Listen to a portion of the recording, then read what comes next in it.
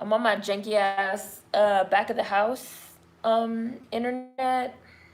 So just let me know if I start buffering or something like that. Y'all know the light is like right over this chair. So I have a list. I got some post-its again of topics. So once, I'm gonna wait a little while longer and then I'm gonna go through some of the topics and y'all could decide where y'all want me to start because we gonna chat. I did also film a car video yesterday on some of these topics as well. So we'll see if I upload this car video and y'all watch this car video because yeah, I know I haven't done a car video in a while. So hi. Hi. Hello. I'm live. I was gonna go live earlier, but I was trying to catch this Joe Fresh Goods drop. This Joe Fresh Goods times 7-Eleven drop. I set an alarm on my phone and everything for this drop, y'all. The alarm went off. I was in the middle of an Instagram conversation. I went to go look at the stuff. 10 minutes later, the shit is sold out. The shit is sold out. The shit is sold out in 10 minutes. The only thing that's left is some stickers, which I might buy the stickers because you guys know I've been on this like stickers. I've been on this like stickers kick.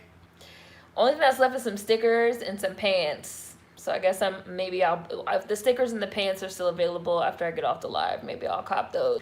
But I really wanted a shirt. It was 10 minutes, sold out.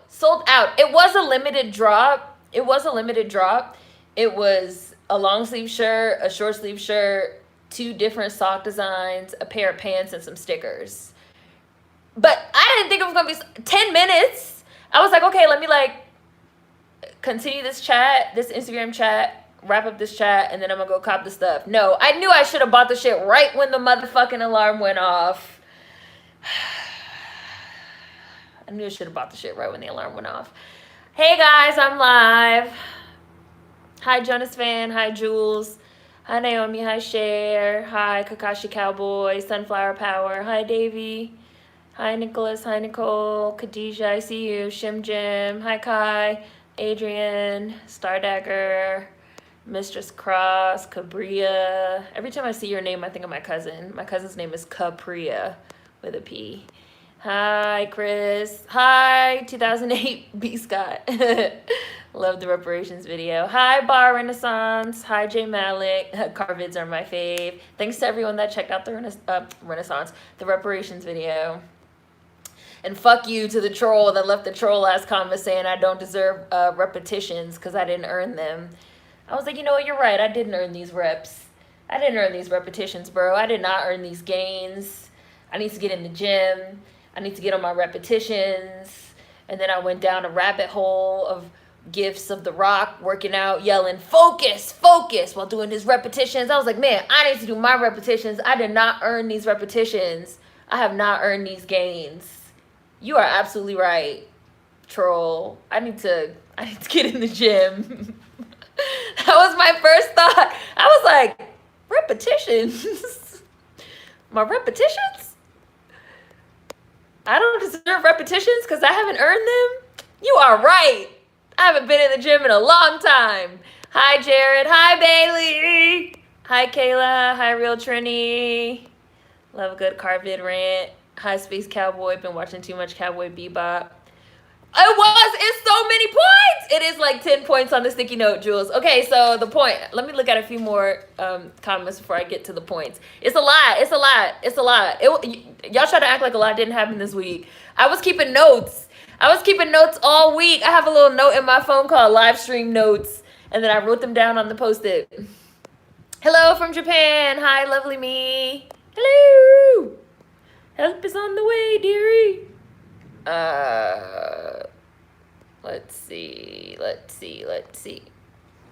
Oops, that's my hand. Hi, Miss Larice. Yes, Shim Jim. Awesome. It really be like that though. Damn, 10 minutes. Hi, Black Alchemy. Hi, Chris. Hi, Saturn. Is your name Cabria? Is that your name? Your real name? You don't have to tell me. I'm just saying. Capria is my cousin's real name. Hi, Black Alchemy. Thank you. Repetitions, Chris. Gains. Hi, Brooke. I did not earn these gains. 100 reps. Hi, Kayla. I'm going to say that at the gym now. I did not earn these repetitions. Hi, D-City. Lunch has been canceled due to lack of hustle. 100 sit-ups. 100 push-ups. 10-kilometer running every day. Repetitions. Hi, Seren. Not the repetitions. Hi, Billy. This week is a dumpster fire from hell. Post it. I'm going to post it. What's worse than a troll? Ignorant troll who can't spell. You're not even smart enough to troll folks. So I have found in my time on YouTube that there's a correlation between trolls and lack of spelling. I've seen racist spelled so many ways. I have seen racist spelled, the most common misspelling of racist, people spell it as raciest, R-A-C-I-E-S-T. The amount of white people that have been like, you're the real racist. And every single time I see that comment, which I've seen at least 100 times, I always think like, I'm so racy. I'm the raciest. Like, ooh, I'm the raciest. I'm the sexiest. Like, I am racy out here. Yes, I am the raciest of all the raciest. Let me go put my bathing suit on. I'm racy out here. That's what I always think.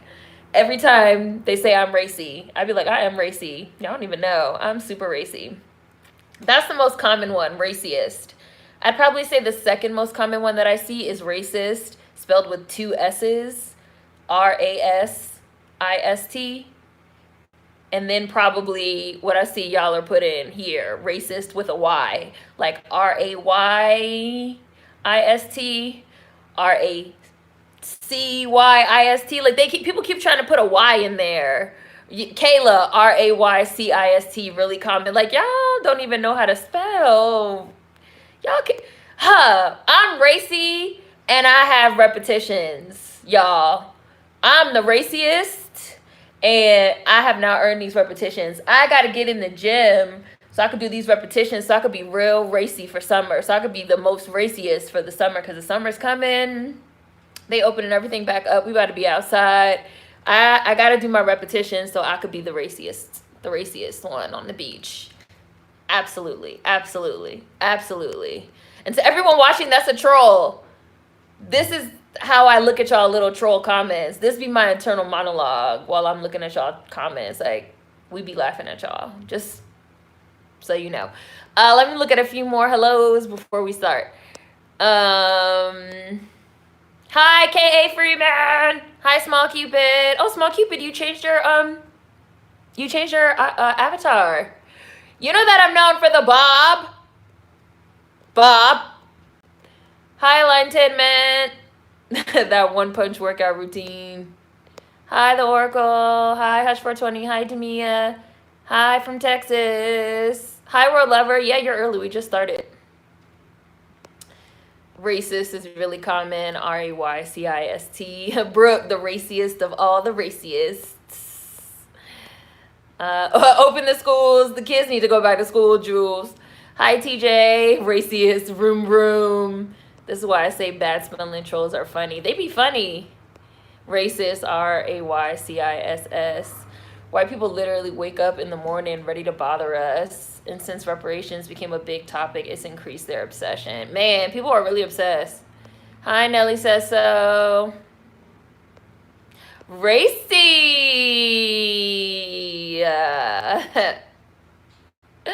Raciest, Lord, I know them intellectual racists be mad because they're not helping though. We're the smarter, superior race. Yes, the repetition's coming. That was the one. Hi, Vermilion Dynamo. Hi, Amara. Yes, Bailey, I'm gonna be the raciest one. I'm gonna have the thong on. I'm gonna be the raciest one. But I gotta do my repetitions first. I have to do my repetitions first, or else it's not gonna work. Hi, Sam. Hi, Queen. Okay, so Okay, so topics for today's chat, wherever y'all want to start. Golden Globes canceled. Golden Globes will not be televised this year.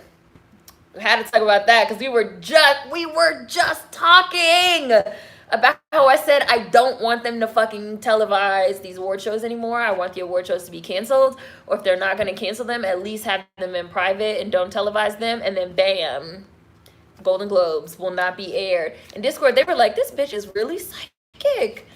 I was like, man, I don't know. Golden Globes canceled. Oakland budget. I don't know if you guys saw the Oakland budget, but the Oakland budget was released and they allocated $40 million for homelessness and $600 million for policing. So I have Golden Globes canceled, Oakland budget, SNL backlash. That's a whole thing. And Teen Vogue let Christine Davitt resign. Where y'all want to start?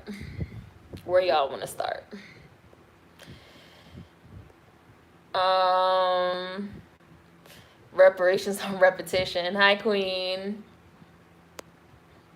Yes, we have a sticky note. We have two sticky notes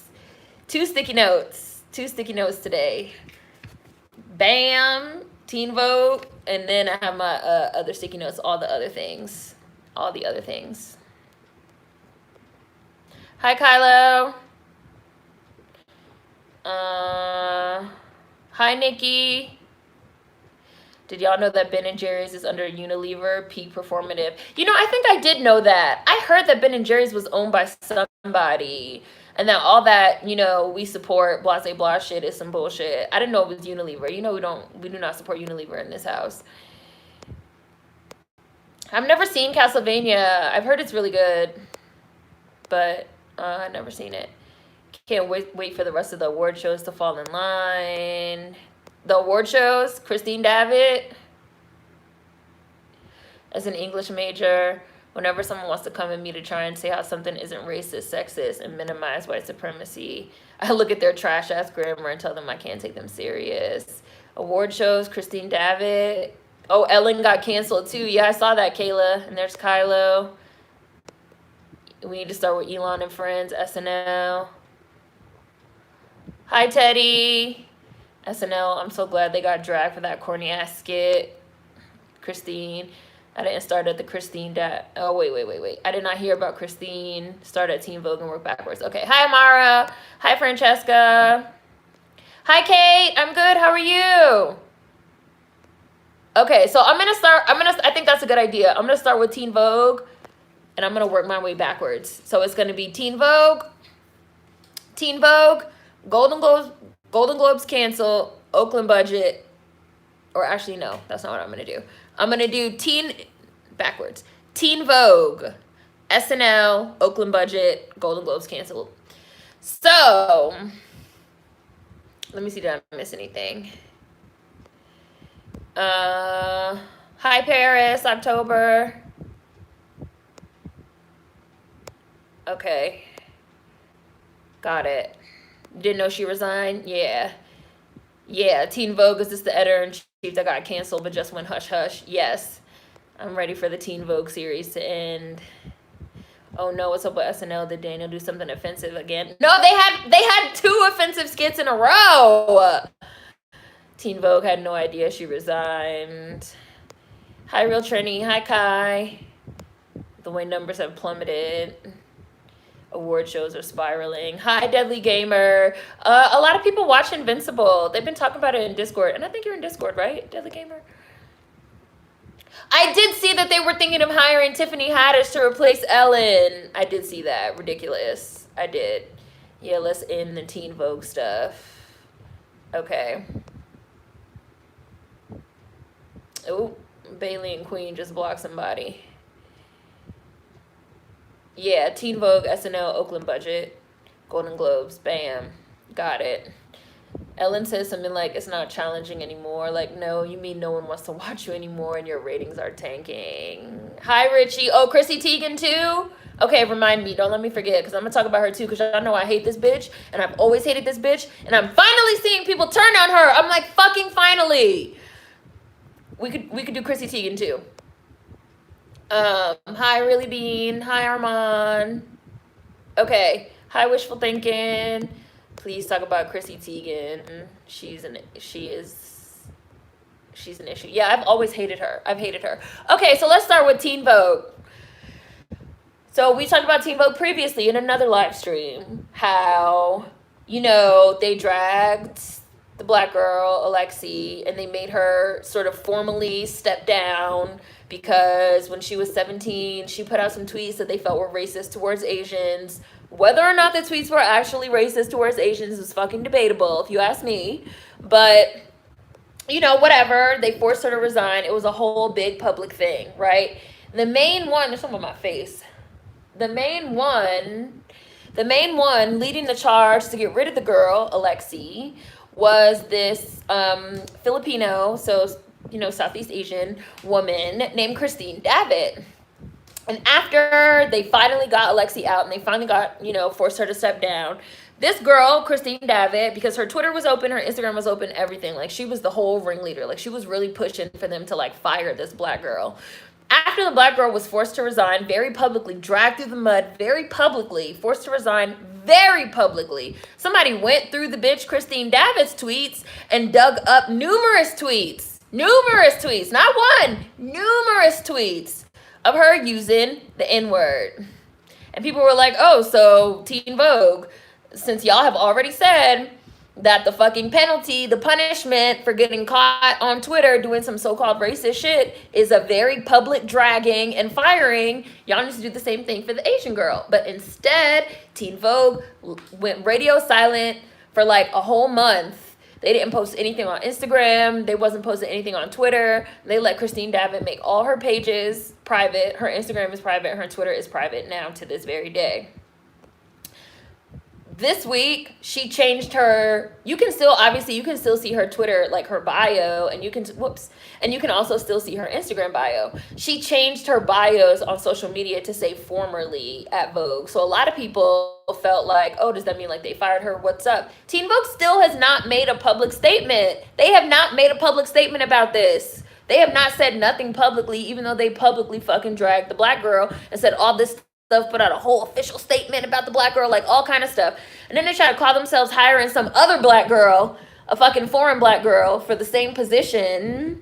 They were just going to rotate her in to shut the niggas up, right? And they had her put out a whole long motherfucking statement. And niggas was still no, fucking fire Christine Davitt. We want you to fucking fire Christine Davitt. We don't give a fuck that you brought this fucking foreign black girl. We're not going to shut up. Then they also announced that they brought some other Asian girl in as the new editor-in-chief. I want to say that the black girl that they brought in, the foreign black girl, is the social media editor or something like that. But then they announced that they brought in this other Southeast Asian girl as the new editor-in-chief. And then Christine Davitt was allowed to just quietly resign because Queen went and looked on her LinkedIn page, and Queen had posted a screenshot of her LinkedIn page in Discord last month, April. So as of April 2021, a solid, 2 months after the whole debacle happened with Alexi McCammon, Christine Davitt was still working at Teen Vogue. She was still there. She was not fired. She was not let go. She was still working there quietly. I guess after they saw that it's been this 2-3 months of us not dropping it, they decided it would be best for her to resign, because she also updated her LinkedIn page, which is still public. You can go look at it. Christine fucking Davitt is the bitch name. Davitt. Okay, 2 T's if you want to go look her ass up. She fucking changed her LinkedIn to say that as of May 2021, she's no longer with Teen Vogue. And it says something she was there 2 years and a month or 2 months. We still mad. We're still mad. We're still going to be on you, Teen Vogue. We're still going to be in every Twitter post you make. We're still going to be on every Instagram post, because it's not right and it's not fair that after I don't even know what is the right word for what she did to fucking Alexi. It was definitely racist. It was definitely anti-black. Am I freezing? I might be, because I told y'all I'm on the janky Wi-Fi in the back. But it's like, you know, like, right, they're scared to address it. It's like, y'all publicly dragged the black girl. Y'all didn't let the black girl quietly step down. Y'all didn't let the black girl, a witch hunt. Thank you, Mistress Cross. Exactly, that's the word. That's the exact fucking word. Y'all had a witch hunt for the black girl. You didn't let her quietly resign. You didn't let her quietly step down. It was nothing quiet about it. Y'all issued a whole public statement. You know, you let people call this black girl racist and all type of stuff. But when it came to the Asian girl that got caught numerous times saying the N-word, y'all let her lock down her pages. Y'all went radio silent for a month. And now that the niggas haven't dropped it, you let her quietly resign. Nah, fuck her. Fuck her. Fuck her. And we're going to remain on you, Teen Vogue, until you make a public statement addressing it. Fuck you. And then the worst part about it is that Teen Vogue swear they some type of quote-unquote woke, I hate that word, publication. They want to cover socio-political events. How are y'all going to cover socio-political events and not address what happened with this fucking Asian racist Christine Dabbit? Why? Because what's the problem? The problem is fucking anti-blackness and anti-black American sentiment specifically, because they brought in a foreign black girl to replace her, okay? The fucking black American girl was the problem, because we have a problem with anti-blackness. Are we gonna stay on them? And people were like, so they still not gonna say anything? Like, she changed her bio on Twitter, she changed her bio on Instagram, her pages are still locked up. You can't say anything to her directly, Christine Dabbit. But like, y'all really let her quietly fucking resign. She gonna have to lock up that LinkedIn page too. I don't know if you can lock a LinkedIn, but she gonna have to lock up that LinkedIn page. Don't let her update that LinkedIn page with her new place of employment, because we gonna be all over that too, bitch. You never gonna be able to work again, bitch. If you're gonna continue to update this LinkedIn page, we're going to be all over your new place of employment too. Like, did you know that you hired a fucking anti-black racist? Like, until they address this shit, we're not going to motherfucking drop it. Right, they playing in our faces. Until they address this shit, we not going to drop it. Like, that's it. We're going to be on this bitch for the rest of her fucking life. So, she might as well get used to us. Anyways, let me look at some of these comments. Another YouTuber talked about how problematic Ben & Jerry's was for the use of black women's image, and I've been looking at them sideways ever since. There's Really Bean, Armand, Vermilion Dynamo, Jules, Wishful Thinking. SNL, hi Kakashi Cowboy, SNL did something offensive again, just throw the whole show away. We don't need any more daytime talk shows, they are so passe. I've seen a lot of people saying they don't think we need talk shows anymore. Do you guys think talk shows are talk shows over, like music videos? Because I've seen a lot of people saying that we don't need them anymore, because like everybody, number one, there's no more, you don't need to watch a talk show to see a celebrity because everyone's on social media. And now you have like YouTube and like YouTube shows and shit like Hot Wings and, you know, Instagram shows. And, you know, do you really need talk shows anymore? I used to love talk shows, but I couldn't tell you the last time I watched one. Yeah, hi Acrylic Rose. Hi.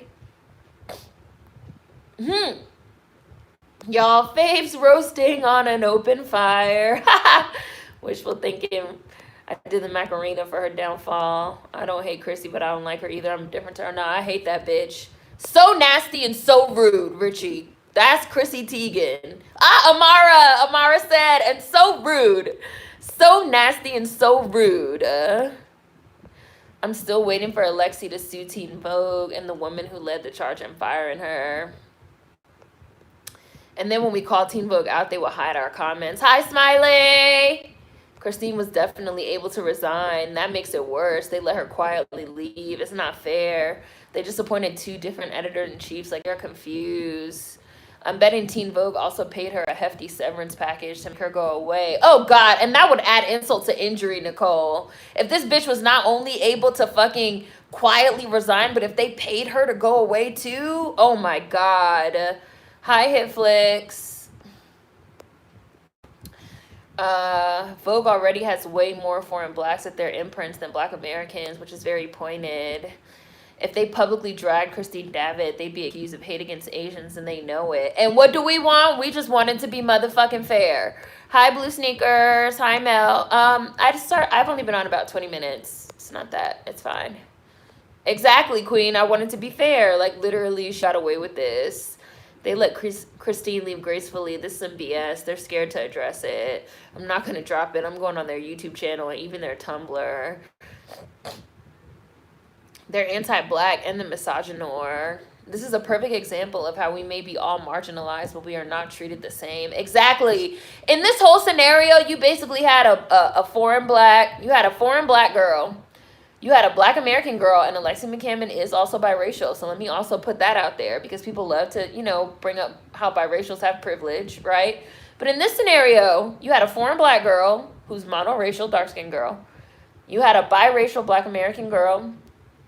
And you had an Asian woman. All three of those people are going to be marginalized. Yet, who ended up fired?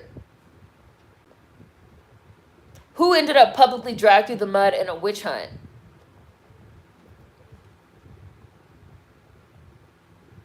And never got an apology? Who got hired to replace her? And who was allowed to lock up all their pages for 3 months and resign gracefully? Even though these are all three, quote unquote, women of color, which they love to say. But look at how we see the disparities in treatment. And y'all have also heard me say that even biracial Black Americans have it harder than foreign blacks. And like, here is a prime example of this.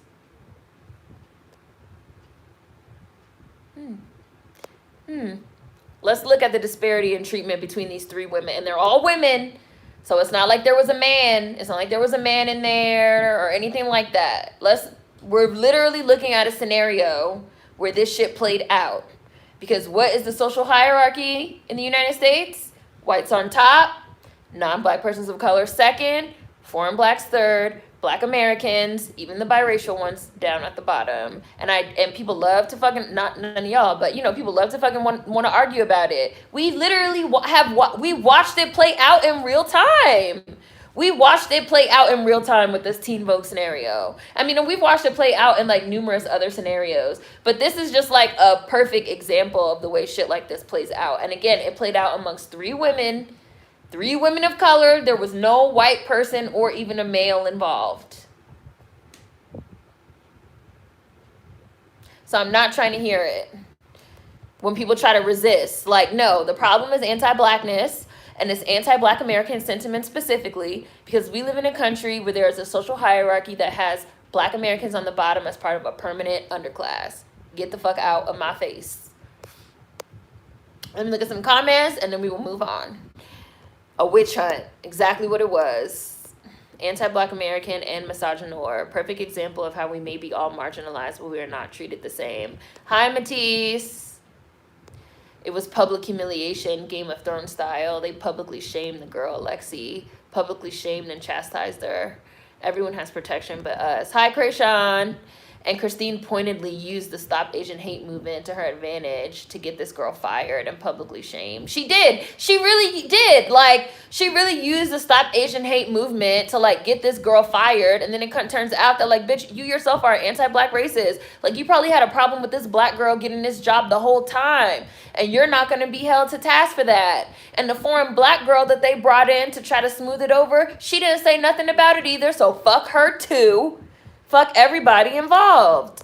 Hi, One Abstraction. Hi, Mara. Just got here, but the problem is anti-Blackness and anti-Black American sentiment specifically. I was just about to bring up the weirdness of Teen Vogue doing this when they're supposed to be so woke. Performative, which I have videos on performative protest, performative activism, all that. Can the woke wave crash already? All that. These are all videos that y'all could check out. They're in the must-watch playlist. They're in some different playlists. But on performative, I think it's called performative protest or something like that. Fauxtivism, F-A-U-X, and When Will the Woke Wave Crash? Those are 3 videos that I've done on this type of thing. This, like, fake performative shit. Teen Vogue tries to brand itself as Condé Nast ultra-woke branch of folks, swimming against the crowd. No, you're not. Eliza, Teen Vogue is shit. They owe Lexi an apology as far as I'm concerned. She's probably going to have a hard time finding new work. Yeah, because they tried to brand her with a scarlet letter. Like, they really tried to, like, make her persona non grata, undesirable #1 out here in these streets. While the Asian girl that said the N-word was allowed to quietly resign. Nah, we're never going to drop it, Teen Vogue. We're never going to drop it. We're never going to drop it. Ruin her reputation. Meanwhile, the other girl can quietly go away and work elsewhere. Hi, Marcy. I've been on about 30 minutes. Alexi literally had high-profile publications reporting on tweets from when she was a minor and ruined her career. But how many high-profile publications reported on the Asian girl, Christine David, using the N-word? 0. The only mainstream high-profile publication I saw that reported it was Newsweek. That's the only one. Literally the only one. Everybody else just looked the other way. You know why. Talk shows are dated. Podcasts have very much replaced talk shows. I still love a good music video, but talk shows not so much. Hi, Phoebes. Talk shows are now the middleman. We live in a 24-hour cycle of information and entertainment. We don't need talk shows anymore. YouTube, Patreons, and IG is fine for me, and podcasts as well. Talk shows are weird, and I don't really like talking figureheads anymore on television. The late night talk shows are so white male dominated, people got tired of them. I think that's also true. Talk shows have died with TV, unfortunately. Most of them don't have good hosts anymore. This is my talk show, live streaming. Everything is so meta now. Podcasts have replaced them. Hi, John. It's been like 30 minutes. I know what I'm tired of. If I see another game show for celebs to play in our face. Yeah, we have commentary channels on YouTube now too. I can't see the point of talk shows anymore, and they're so expensive to produce. But I will always need music videos. Tiffany said Christine David had model minority privilege. Nobody wants to hear from the rich and famous anymore. People are tired of celebrity culture. Okay, so I know we were supposed to talk about SNL next, but I see some of you guys are talking about Chrissy Teigen. So I can do Chrissy Teigen first, and then I'll do SNL. I hate Chrissy so much, and I'm glad more people are seeing John Legend's trash ass for enabling her. Because how is it that no one looks at him weird? He married her. Chrissy Teigen stayed talking shit about little girls. The way she was talking shit about... Okay, you guys have told me how to pronounce her name. Am I saying it right? Janae Wallace, the little ass girl, nah, fuck her. So I've always hated Chrissy Teigen. Me and my mother have always hated Chrissy Teigen. I feel like I've mentioned this before, so maybe some of you guys might know this about me. I hate Chrissy Teigen. I've always hated Chrissy Teigen. Even when I was on Twitter, I hated Chrissy Teigen because I've always felt like Chrissy Teigen was #1, a fucking bully. Chrissy Teigen is one of them type of people that loves to act like she talks so spicy, like she got this spicy ass mouth, and like she's so sarcastic and she's so funny and she's so witty and she's a troll and she'll say anything to anybody. But the first chance that anybody says anything back to Chrissy Teigen, she's crying, and she's crying to John Legend, and she's crying all over social media, and she's talking about how she's an oppressed minority and a woman of color, and it's so mean. Like, bitch, if you can't take the heat, get the fuck out the kitchen. Because you love talking very disrespectfully to people, but then you also want to hide your hands. Like, you like to throw, like, she's a throw stones and hide your hands ass bitch. So, like, all them numerous times that she was like, I'm taking a break from social media, I'm quitting Twitter. This bitch quit Twitter for like 20 minutes. Like, I'm taking a break from social media, I'm quitting Twitter because everyone's so mean and I can't take it and my self-esteem's taking a hit and blah, blah, blah. Like, bitch, #1, you're upset. Number 2, actually, because I said #1. Which is you're an online bully. #2, you're obsessed with the internet and you're obsessed with social media. Like, you're a rich, famous celebrity that's obsessed with fucking, trolling and dragging regular people on the internet. Bitch, you're a fucking weirdo. You're a weirdo. And again, you're a bully. You could dish it out, but you can't take it. #3, the bitch been had a problem with black girls. She been had a problem with black girls. She been had a problem with black women. She's Asian or something like that. Half white, half Asian, or half something, half Asian. She's Asian, though. Like, everybody knows her as being this Asian chick. And she got a problem with black girls. And she got a problem with black women. And I will never forget when she called Cubans and Janae a cunt. And everybody tried to explain it away. And everybody tried to make it seem like, you know, like, oh, that's just Chrissy Teigen. Like, that's just how she talks. Like, that's her sense of humor. It's never funny to call a fucking 12-year-old little girl a cunt, you fucking weirdos. Like, bitch, you're the cunt. You're the cunt. You're the fucking cunt. And she's done it to a lot of people. Like, she targets people and picks on them. She's done it to numerous fucking people. And she just, like, kept getting a pass. Like, and it was weird. And it's always been fucking weird. It's always been weird how people have tried to fucking laugh it off and explain it away as if this is just, like, her personality, or like it's funny or something. Like, oh, she's a troll. This is just her personality. This is just how she jokes around. Like, no, that's just not fucking funny. Like, the bitch is a bully that likes to bully people on the internet. And she likes to use her fucking place as a celebrity and as the wife of a celebrity. Because who the fuck, who knew who the bitch was before she married John Legend? No one.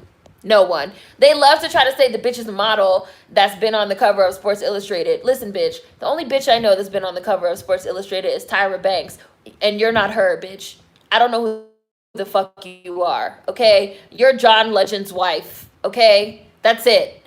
And she likes to use her position to punch down. Isn't that the phrase? Punch down on people. And everybody just acted like it was so funny and they just laughed it off. And now it's been 10 years. It's been 10 years of this bitch bullying people on Twitter, and now she's finally getting her motherfucking comeuppance. And people are finally reminding motherfuckers, remember this other time that she told this fucking black girl to fucking do this and do that? Y'all are only mad because she told the white girl to kill herself.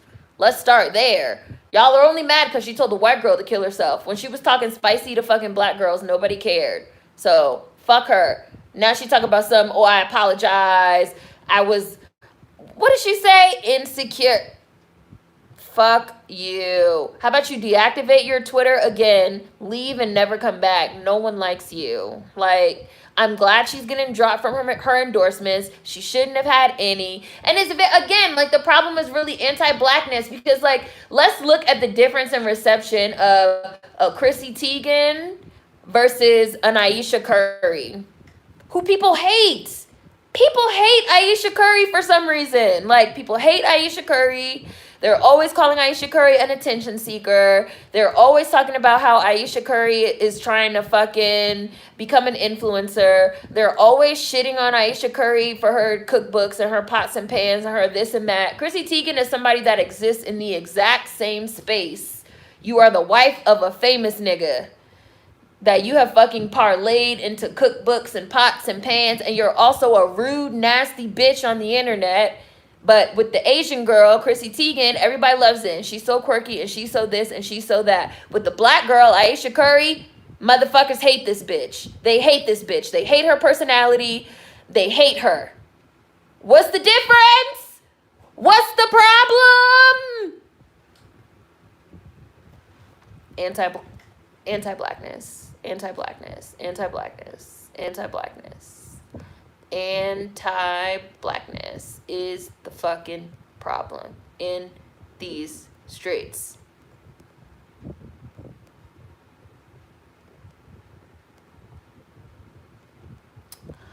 Hello. Chrissy Teigen stayed talking shit about little girls. Chrissy apologized to this girl she bullied when she was in her teens.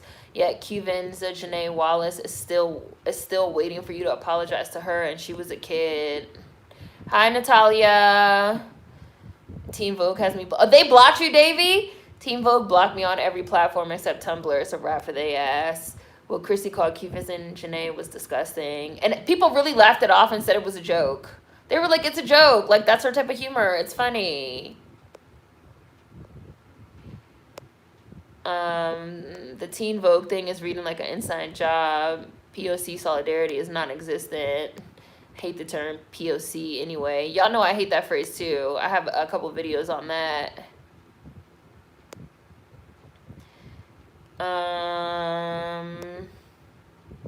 It's the hypocrisy for me. Let's see. The issue is spot on. Anti-black advancements. Performative activism, it's all disgusting. I'm never letting it go. Hi, Myra. Hi, Mo. Oh, somebody got blocked. Christine David didn't earn her repetitions. Hi, Latafita. Repetition, hashtag repetitions. Accusing black people of racism is a right-wing tactic that's not talked about often enough.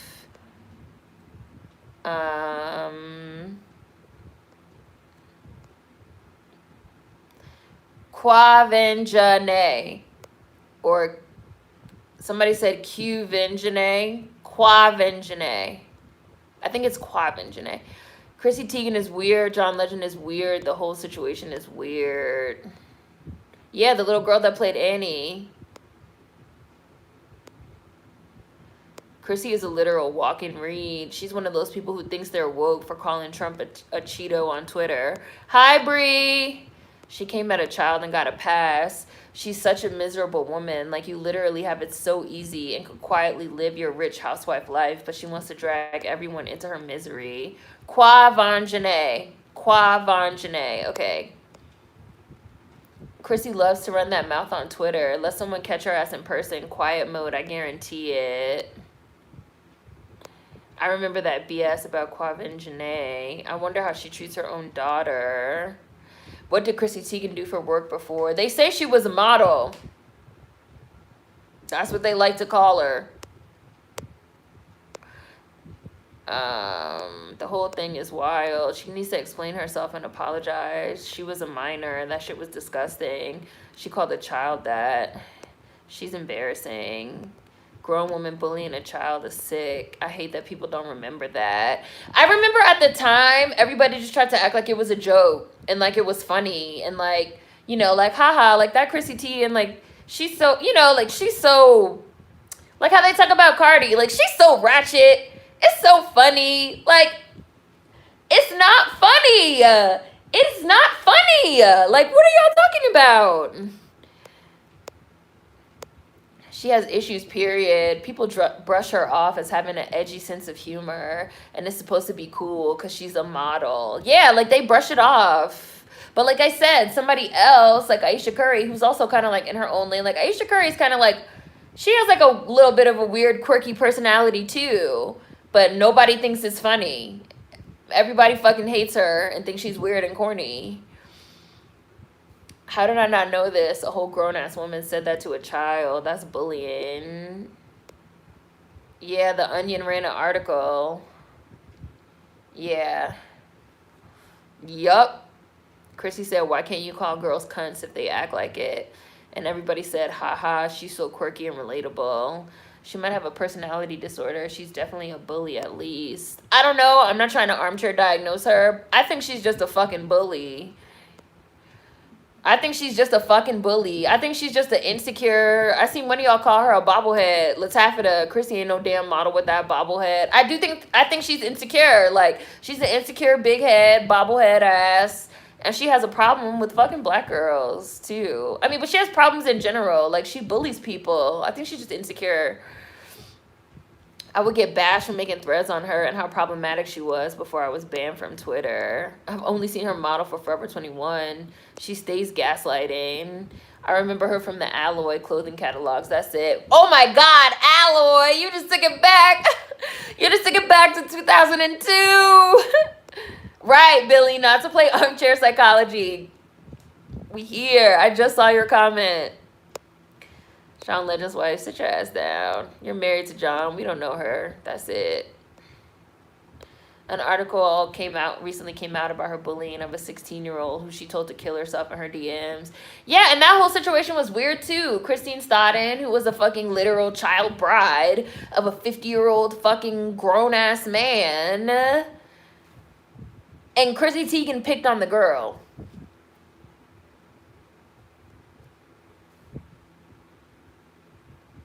And said that the girl was disgusting and need to kill herself.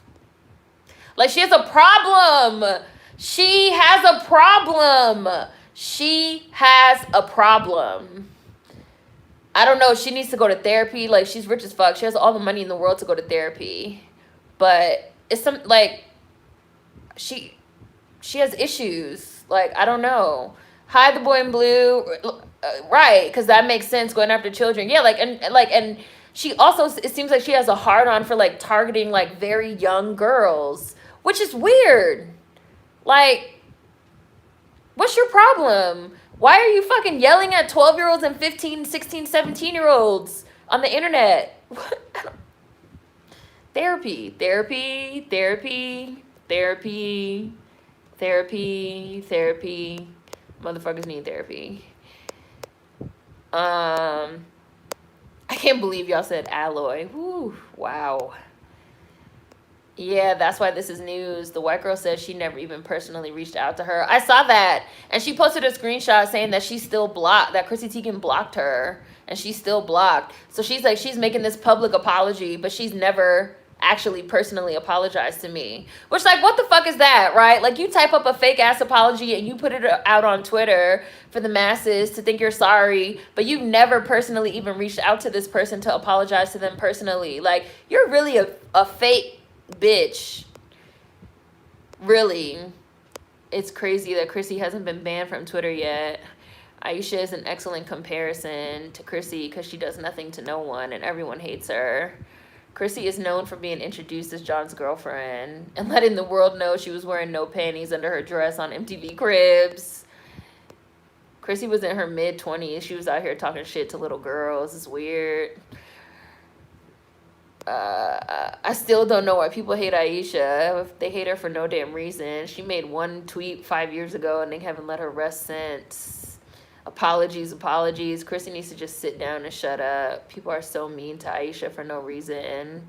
I like Aisha. Her cookbooks are great and her cookware is actually amazing. I have heard good things about her cookware, Marcy. If Chrissy was black, people would treat her like Azalea Banks. You are absolutely right. Correct. Aisha is like the nice version of Chrissy, and people hate her way more.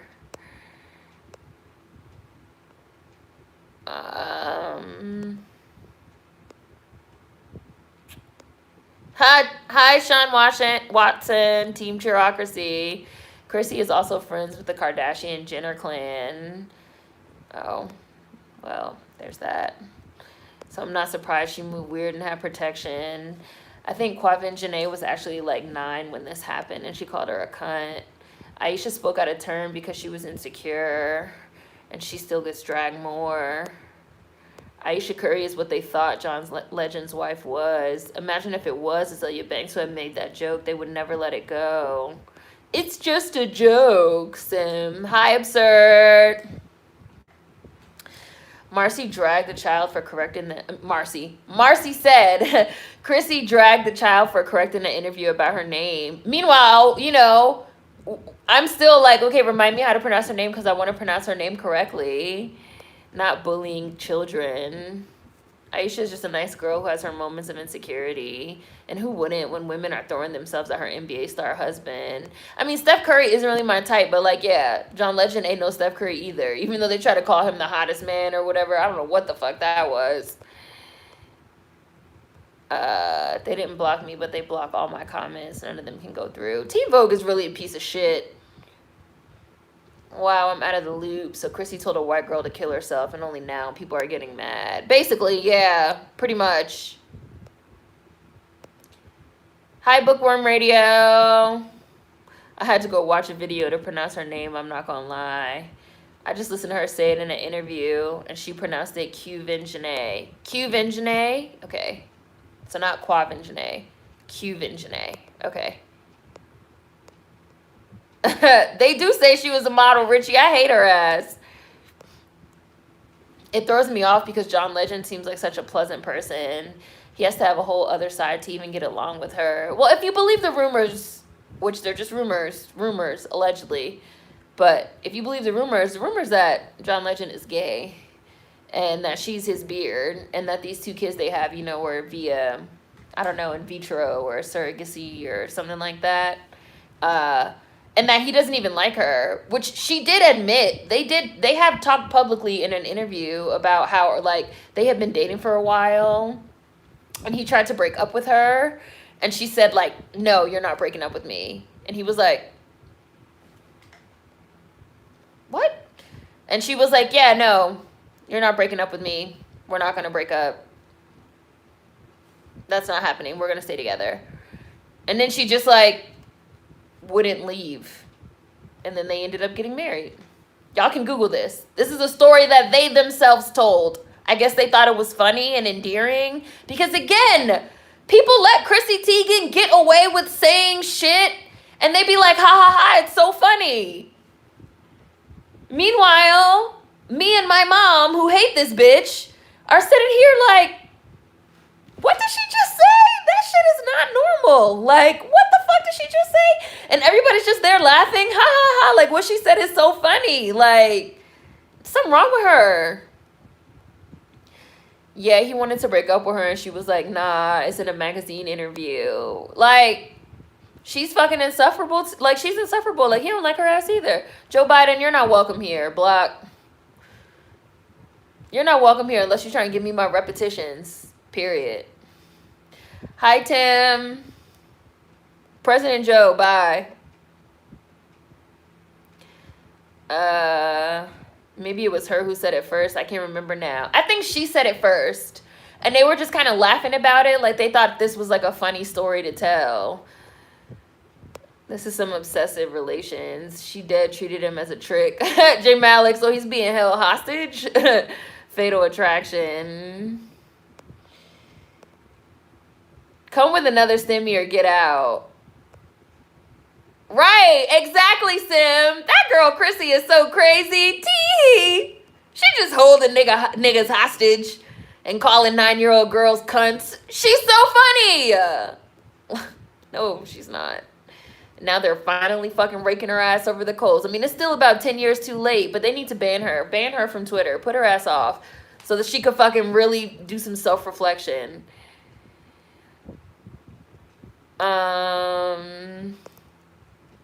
Chrissy Teigen is that girl who you know Chrissy Teigen is that girl you know who hangs out on Canal Street and doesn't have a job, but she does modeling for clothing brands on the side until she finds a dude to marry and get some money. Her and John met at a video shoot and he was a come up for her. A model, Soulja Boy voice. Let's see. Aisha's just goofy and the girls are mad. Chrissy is annoying as fuck and I've been wanting her to go away. I didn't forget about her picking out a literal child. It's giving weirdo. Yeah, she's weird as fuck. She's just an anti-blackness promoter. Hi, Myra. Did you get my email? I emailed you back. Quavenjane. Oh, look, Mel just said, I remember in an interview, John said he tried to break up with her once and she said no, so it didn't happen. I'm telling you, I don't even think John likes her ass.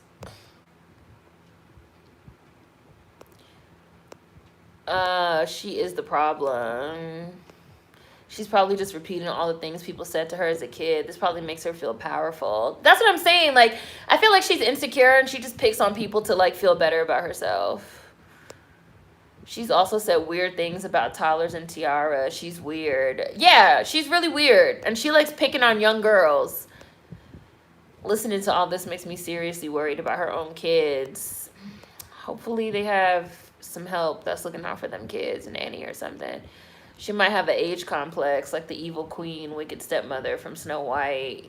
You know, it's giving me that a little bit, The Boy in Blue. Like some jealousy of young girls, which is weird. It's weird when grown adult women are jealous of young girls. You know, a part of me wants to be like, in a way, like I get it, because we live in a society that idolizes youth, especially in women. And I know like she's had some trouble with fertility and stuff like that. But still, that does not give you a pass to be horrible to young girls, which she is. She's a horrible bully. And that's it. And I'm not going to excuse it. And she's weird, and she says all type of weird shit, like that she's basically holding John Legend hostage. Let me get out of these Chrissy Teigen comments, and then we'll move on to SNL. Hi, Cafe Olay.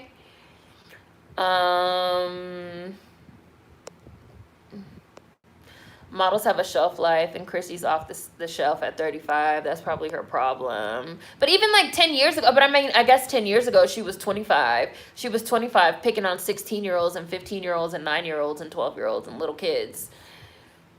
Teigen is the worst, and I side-eyed John for standing by her and watching her bully all these people. Like, what the fuck she got on him? If she's really his beard and she has proof that he's gay, which is a rumor, I'm not saying that's what it is, but they try to sue me.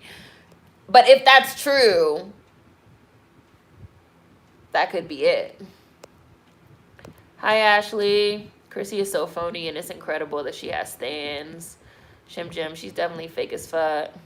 End of last year, there were rumors about Chrissy being involved in some very outlandish stuff, which I didn't believe even for her. Hi, Chariot Man Gaming. She's probably the type that peaked in high school and never mentally matured. Once Trump wasn't reelected, she lost her only consistent form of employment, trolling him, dunking on Trump at 10 a.m. on a Tuesday. Chrissy is aware that John Legend is out of her league. That's why she targets mostly other women.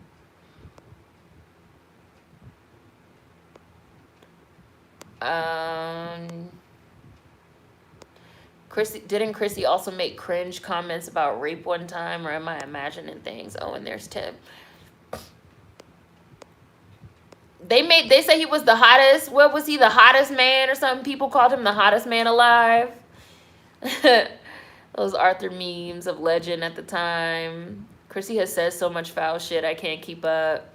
That title was definitely paid for. John is average at best. The hottest man cover was a joke. Even he didn't take it seriously.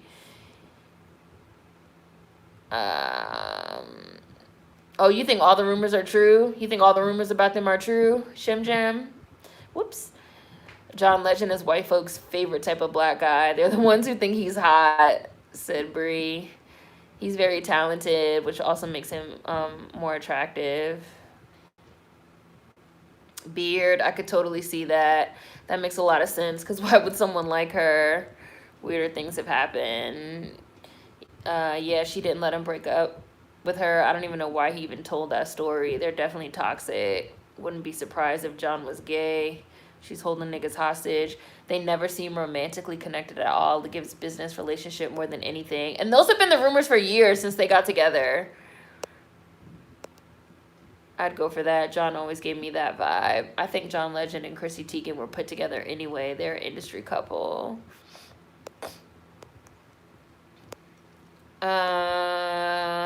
Okay. Could never be me. Come with another stimmy or get out. Sorry, Joe Biden. There we go. My repetitions, y'all. My repetitions. Y'all are carrying on. Even if John is gay, I'm annoyed and over people okay with their non-black partner saying problematic stuff. It's true. No, it's true. It's true, Myra. It's true. It's true.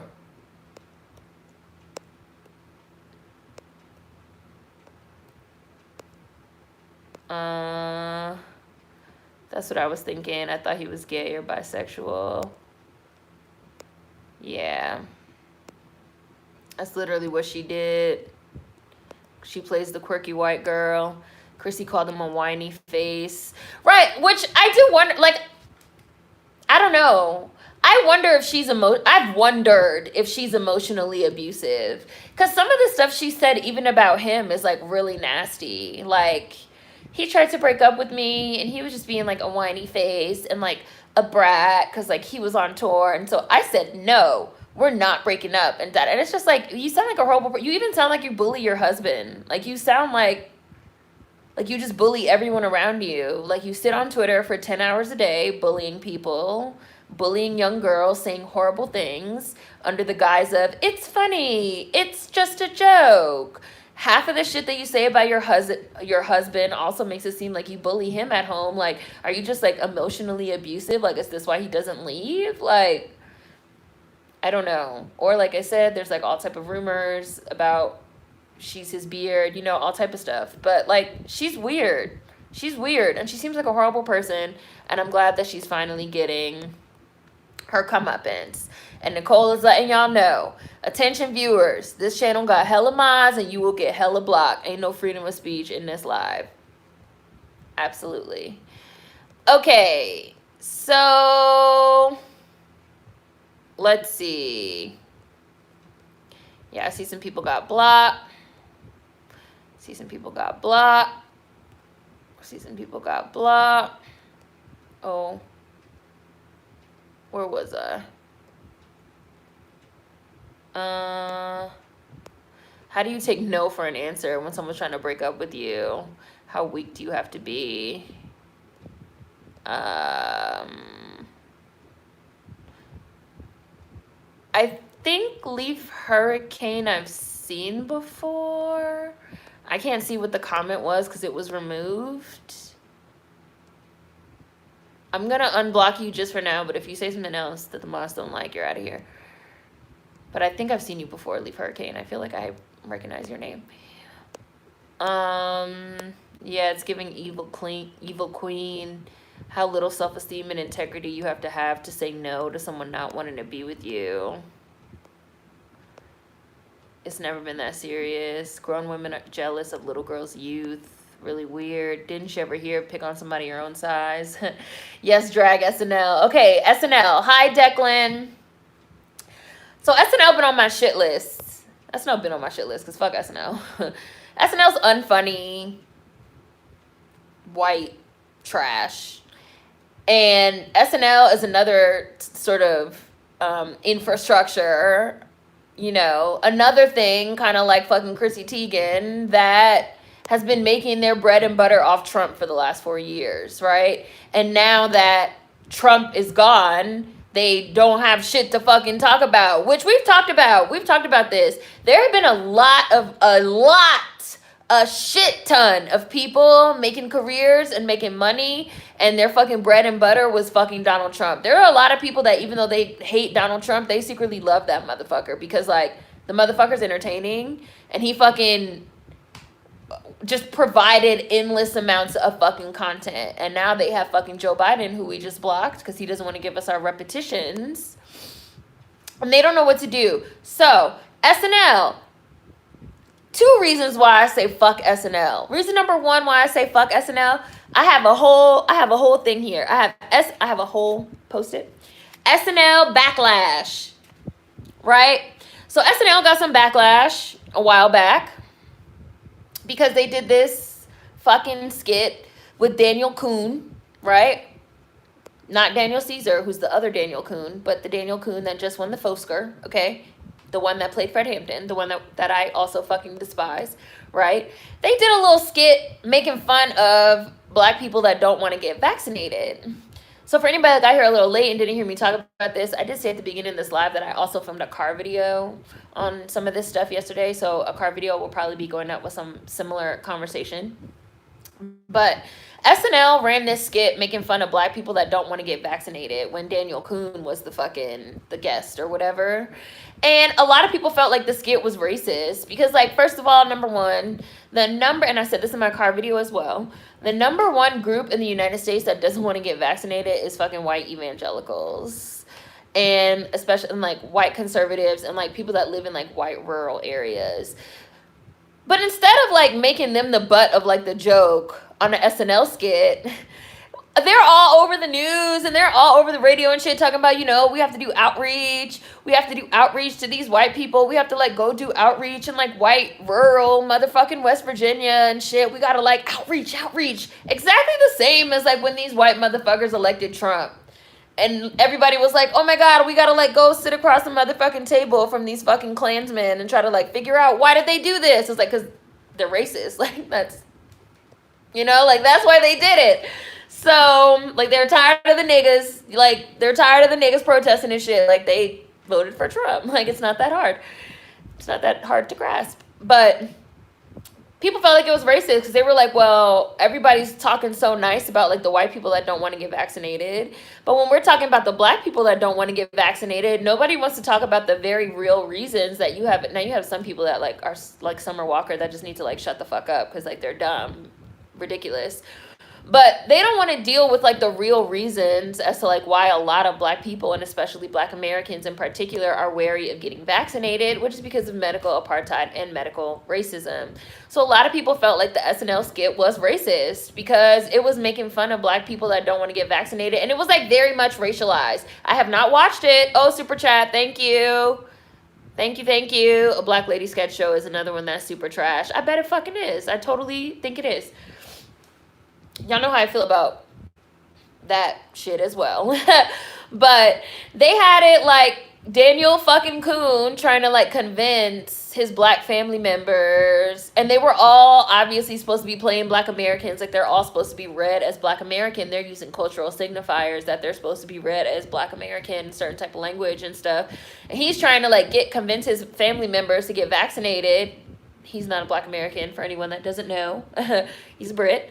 And, you know, the joke was very much like, you know, go get vaccinated, like, I'll pay you to go get vaccinated, like, da-da-da-da-da. Like, nah, just give me the money, and I'm gonna go buy some fried chicken and some gold chains and some sneakers. It was very much like, you know, dumbass niggas. It was very much giving dumbass niggas are dumb and funny, and that's why we need to make fun of them, because they're so fucking stupid, and they're fucking ghetto, and they don't know any better, and they don't even know what's good for them. Ha ha ha, it's so funny. When they never, again, like, they never treat the actual number one group that doesn't want to get vaccinated, fucking Caucasians, with that type of treatment. Like, they never get that type of treatment. So, that, strike one. I mean, really, strike 1,000. But, like, fuck SNL for that, and fuck Daniel Coon for being a part of that. And, of course, he was a part of that, and it didn't surprise me that he was a fucking part of that. Then this past fucking week, SNL found themselves in hot water yet again for numerous reasons. The first being they had Elon Musk, billionaire, second richest person on the planet, hosting, which a lot of people didn't like, because a lot of people felt like, why do you have this rich motherfucker on here fucking hosting SNL? Like, I don't want to watch this motherfucker crack jokes. What is he cracking jokes about?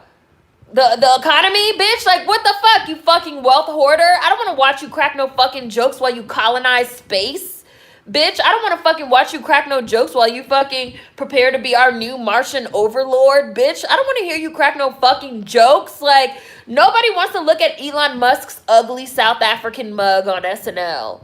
And I think Elon Musk is a fucking racist, which is a whole other thing. He literally is from South Africa. He grew up in, like, apartheid South Africa. Like, yes, like, he literally profited from an apartheid emerald mine. Like, we were just talking about this motherfucker in the all these people are rich live stream last week. Nobody wants to see him. And he's a libertarian, and I hate libertarians. I have a personal problem with libertarians, because libertarian to me is like a dog whistle term that really means you're a racist and you're a fucking capitalist. Like, I don't care. And they really try to make it seem like Elon Musk is like your friend. Like, they really try to make it seem like he's your friendly Martian capitalist overlord. Like, he's a nerd. He's so funny. Well, he's so smart. Blah, blah, blah. But no, the motherfucker is a rich capitalist libertarian overlord that's trying to colonize space.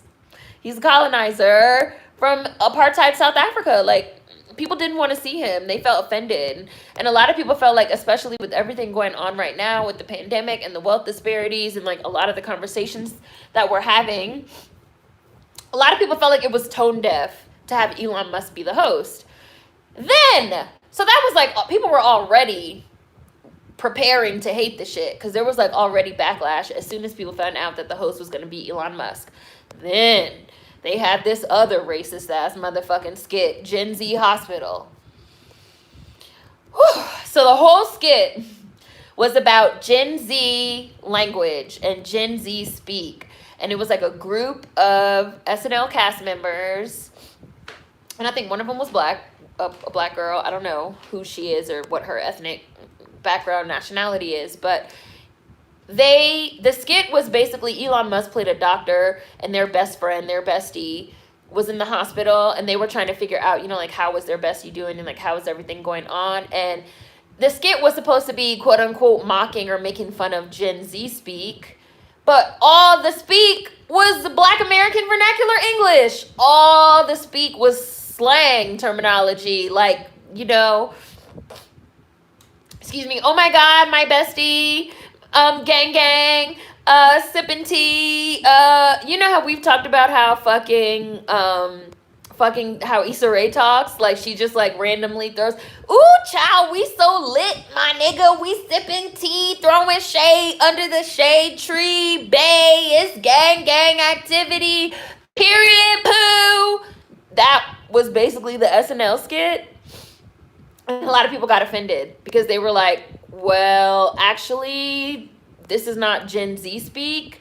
It's Black American Vernacular English. It's slang. It's Ebonics. You guys keep trying to, it's like it's cultural appropriation. It's erasure in real time. You guys like keep trying to misattribute Black American Vernacular English and slang to Gen Z or as internet speak, e-slang. And this is something that's been going on for a while. I have an old video from like 2015 or 16 that's also on this, because I remember a few years ago, Time Magazine came out. Time Magazine, I don't know if they still do it, but they used to do every year this list called the Worst Words List. And people said that the list was racist because every year the majority of the words on the list would be Ebonics, right? And the people that make the list literally said the same thing. They were like, well, we didn't want our list. We don't think our list is racist, or we didn't have race in mind when we were creating our list.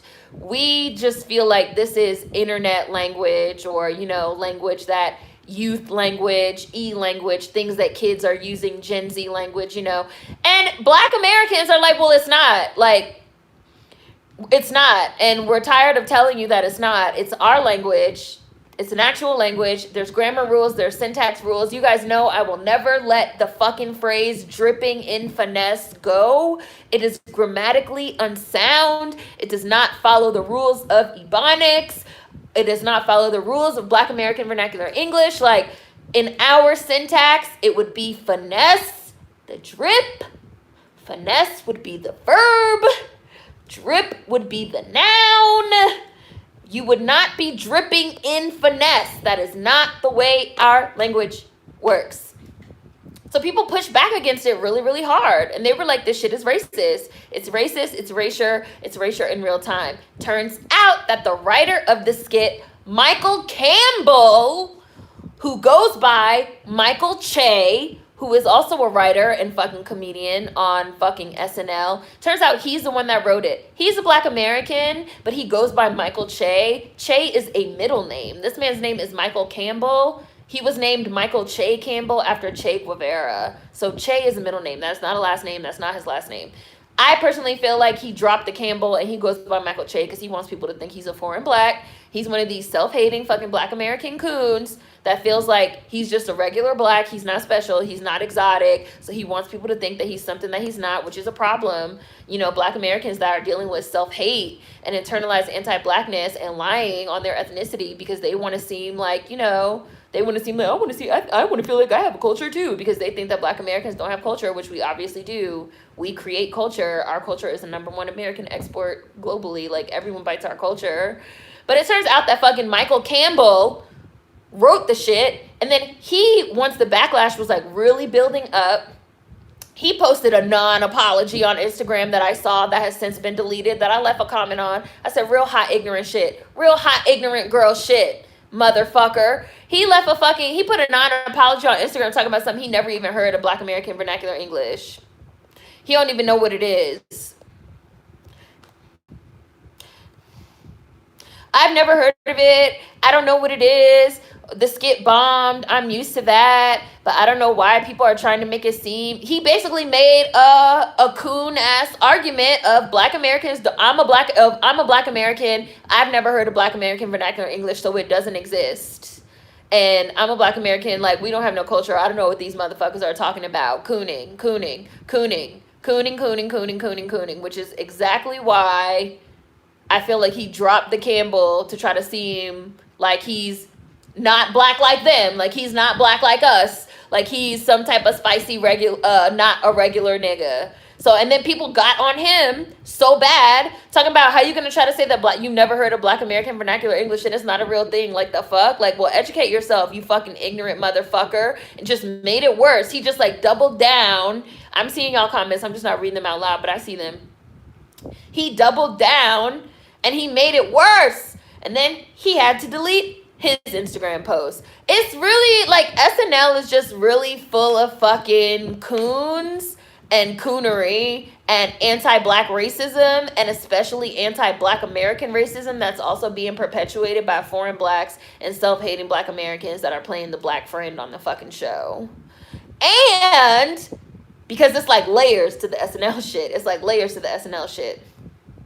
And the rapper Chica, who is a Nigerian American, she tried to throw her 2 cents in, and she tried to give some Twitter explanation on Black American vernacular English and why this is cultural appropriation and why it's not appropriate. And then she got dragged too. Because motherfuckers was like, bitch, you're Nigerian.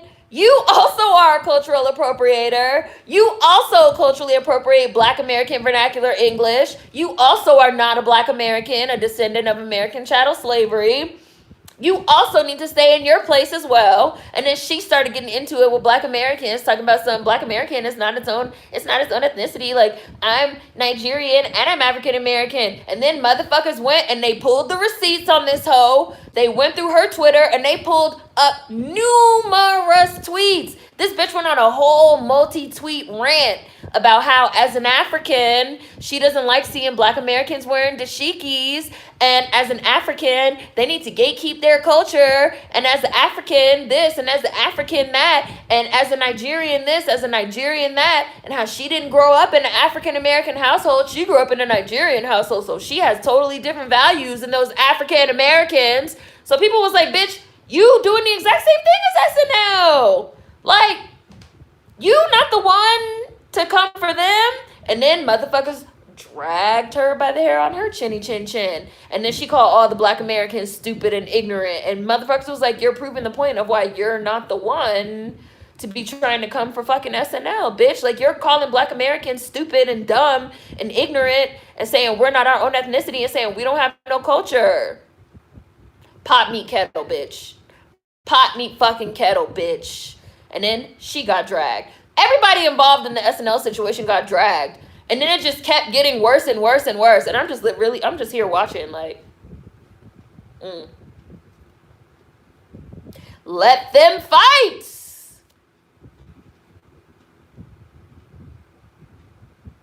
Like,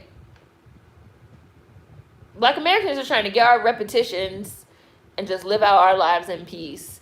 And like literally, I'm gonna show y'all, like, there's like multiple prongs of my fucking SNL. Like, it just kept getting worse and worse. It just kept getting worse and worse. It just kept getting worse and worse. It just kept getting worse and worse.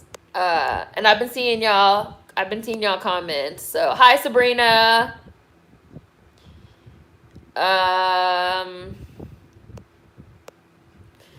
SNL gives minstrel show humor. Yes, definitely a minstrel show. And Daniel Kuhn had the audacity to do that after he just won a Fosker for playing one of our legends. He's a weirdo. The whole skit was very much niggas got money for Popeyes but can't vote. Yup, Davey. Very much Janelle Monáe, why aren't y'all voting instead of buying Popeyes type of skit. Interesting. Can't believe they were dumb enough to air that shit. Did Janelle Monáe write that other sketch? People act like there's not Black people who only do things for self-interest, saying that Michael Campbell, let's call this motherfucker by his real name, not his fake wannabe exotic name. Michael Campbell wrote the joke is such a weak rebuttal. Hi, Alex B. I live in a suburban, rural, adjacent, very white area, and they're definitely the main ones refusing to get vaccinated. Nobody wants to talk about it. Elon Musk dressed up as Mario. What was the reason? Hi, Kamaria. Space trash, muskrat. Elon paid to be on there, and you can't convince me otherwise. He has such a punchable face. I hate that dude. He gives me the creeps. He got an inbred looking face, just like lizard person, slave master Cumberbatch, Cumberdick. Elon is relatable to the poor folks who think they're going to become him with hard work sometime in the future. We don't begrudge anyone black who doesn't want the vaccine, but we're not going to entertain conspiracy theories about it. Yeah, we're not. We're not. We're not. We're not. We're not. Absolutely not. Absolutely not. Which is why I said Summer Walker, because like Summer Walker has illegal ass injections that she admitted she doesn't know what's in them. So she doesn't need to be giving nobody any type of medical advice on getting anything injected into their body. Like, shut the fuck up. Can't stand that girl. Like Elon Musk dressed as Bowser, and we're supposed to laugh and think it's funny.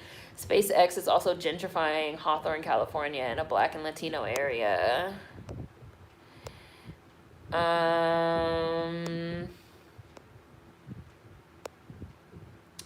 They still be pushing that Elon Musk is a self-made man, and he's not.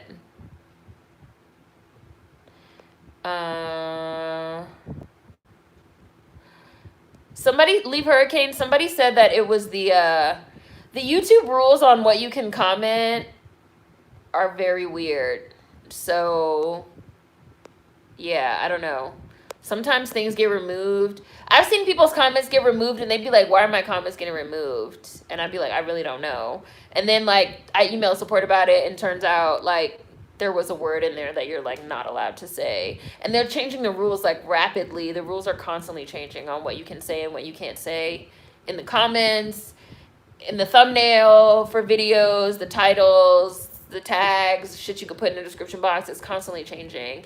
And they're also let me also tell you guys, they're also really aggressively targeting comments with links as well. I'm supposed to be the fucking channel admin, so like I'm supposed to be able to leave links. I've tried to like leave Discord links for people, and I've literally like refreshed and like watched the comment disappear. It's because they had a default setting that was like block all comments with links. I had to go in manually and like turn that shit off. I don't even know where that setting came from or like when it appeared, because it didn't used to be there. Like they're constantly changing things with the comments, just so you guys know. Like YouTube's constantly changing shit. But leave one Hurricane, you're back now. It's very sad. They're building parking lots and luxury housing. Also, a lot of my friends have worked at SpaceX, and it's the most egregious working conditions. Before I knew Elon Musk was even from South Africa, I didn't care for him. There was something about him that made me feel like something wasn't right. He's also like a Anne Rand or whatever the fuck this racist bitch name is. Fucking Stan. And she's definitely a fucking racist.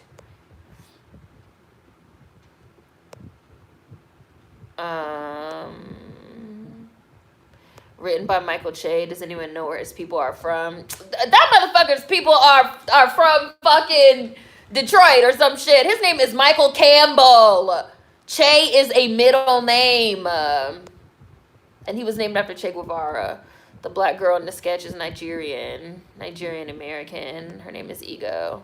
It's the black LGBTQ erasure for me. Yes, like they're really trying to. I literally just had to correct somebody on this about this shit last week on Instagram. I'm looking at these people have this argument under this post. Somebody left a comment that says spilling the tea. Somebody replied to them and they said like, it's really cringy when white people try to use like black gay lingo. And somebody commented under that and said, it's not black gay culture, it's drag culture.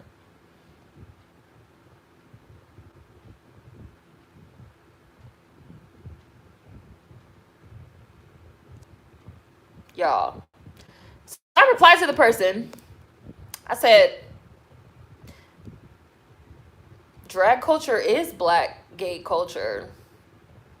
Y'all learn these words and shit from RuPaul's Drag Race. Like RuPaul is black. And then what did the fucking person write me back? Sorry, I didn't know. You didn't know. You didn't know. You didn't know. This is what they keep doing. Like they keep saying it's internet slang. It's Gen Z slang. Like they think the internet has sentience. Like they think the internet has a consciousness, and like the internet itself is just like popping up words. Like no, these words are coming from somewhere. Like this is black American vernacular English, and a lot of it was adopted from black gay lingo as well. But how you gonna say you didn't know after you said it's not black gay culture, it's drag culture? And then when I say black gay culture is drag culture, be like, I didn't know. Like, And that's exactly what that SNL skit was. And that's exactly what the Times shit is. Like, come on now.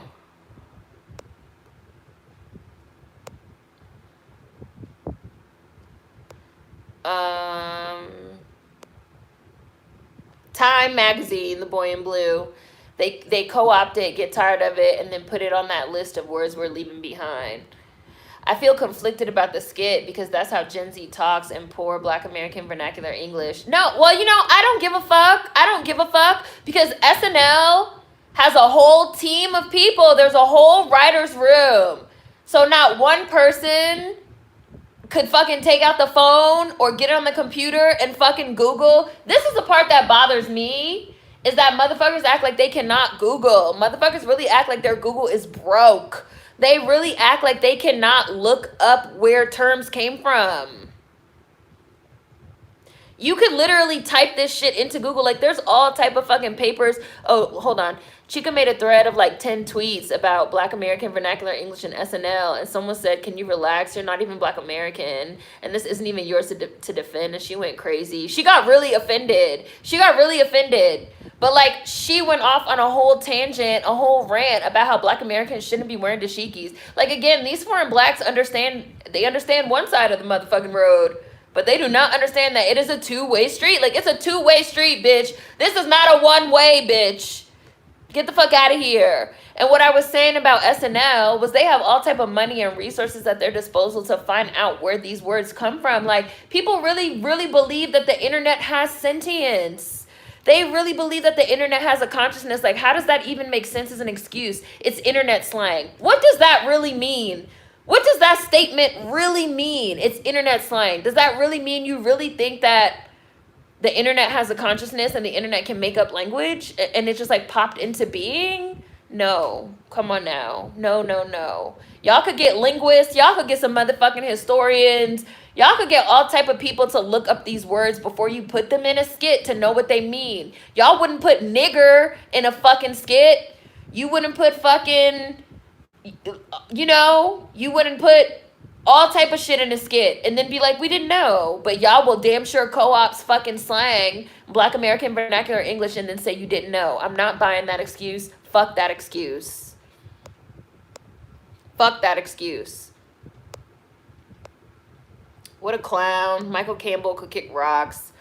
What the hell? Well, he's stupid if he never heard of Black American vernacular English. Like, people have literally written papers on it. Like, there's academic literature on it. Like, we have so much access to the internet and so much access to information.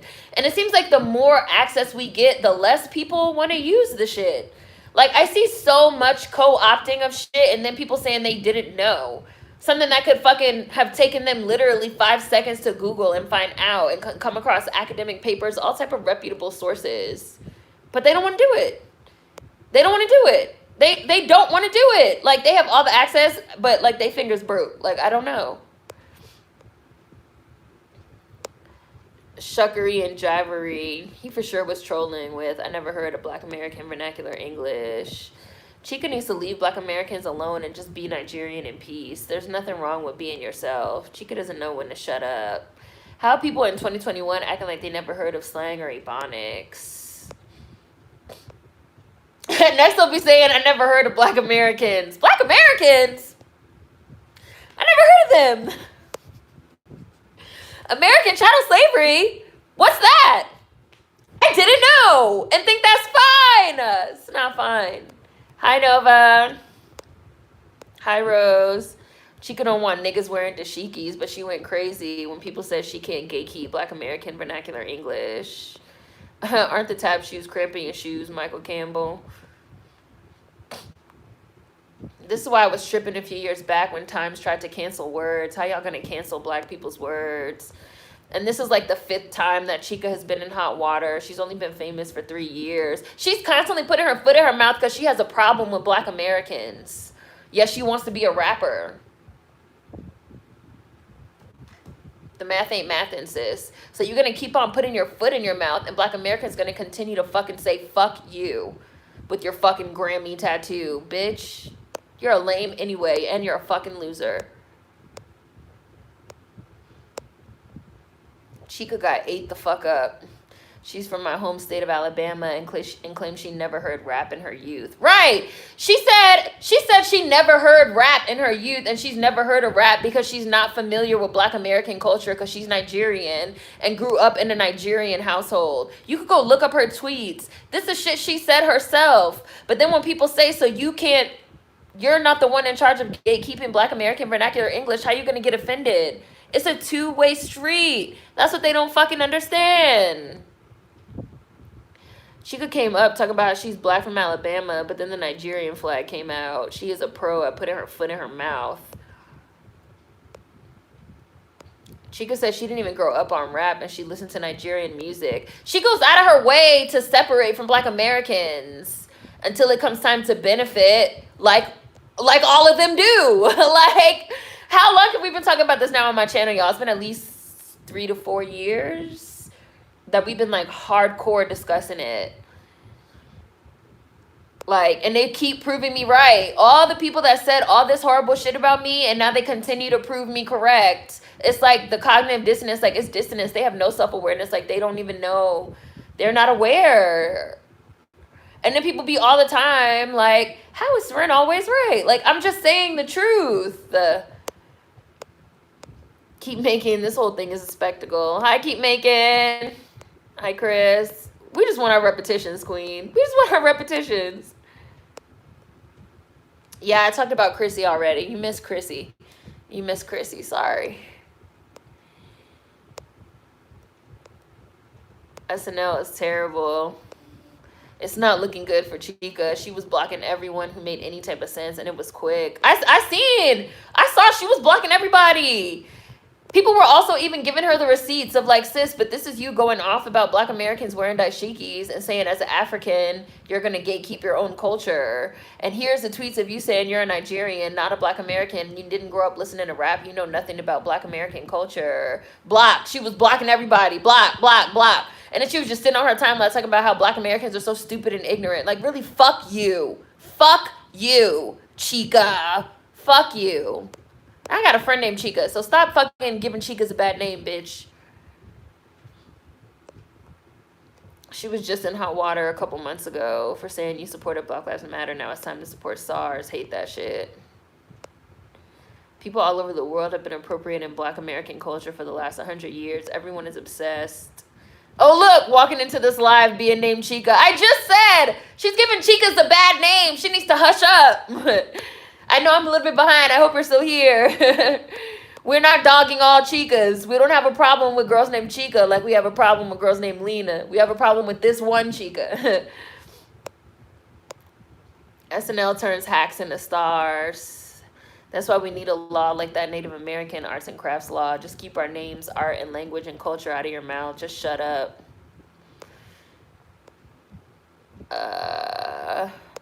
They're reptilians, that's why. Speaking of tone-deaf skits, the Mario one with Elon Musk really was weird and not funny. Chica got in the hot water for the Calvin Klein thing too, which is another thing. Somebody said she did a whole photo shoot with skinny white models. She needs to just shut the fuck up.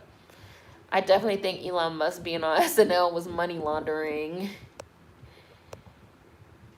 Nelly says so. Not this week, bitch.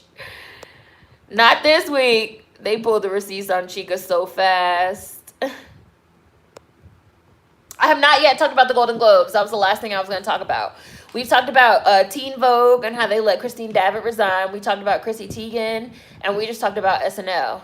So we're going to do Golden Globes and the Oakland budget last. I'm just looking at some of the comments before we move on. Elon Musk literally needs his money taken away because he's a villain, like for real. Never heard of Chica until now. Glad I don't know her. You only hear of her when she's saying and doing dumb shit. She's like another no-name almost. Like, you're talented, but you just can't shut the fuck up. Shut up from time to time. Shut up. Just put out music. a novel concept. Just put out music. Just put out music. And don't say anything else. Don't be on Twitter talking the dumb shit. Like, shut up. Hi, Ori. Pete Davidson consistently having a job is proof of SNL being whack. Yeah. They try to give him a movie and a TV show. He's not funny. Like, these motherfuckers aren't even funny. Ayn Rand is straight evil. Something's definitely wrong with Chica. She's never heard her music, but she's always in some mess. She can't just be quiet. How long have I had my septum piercing?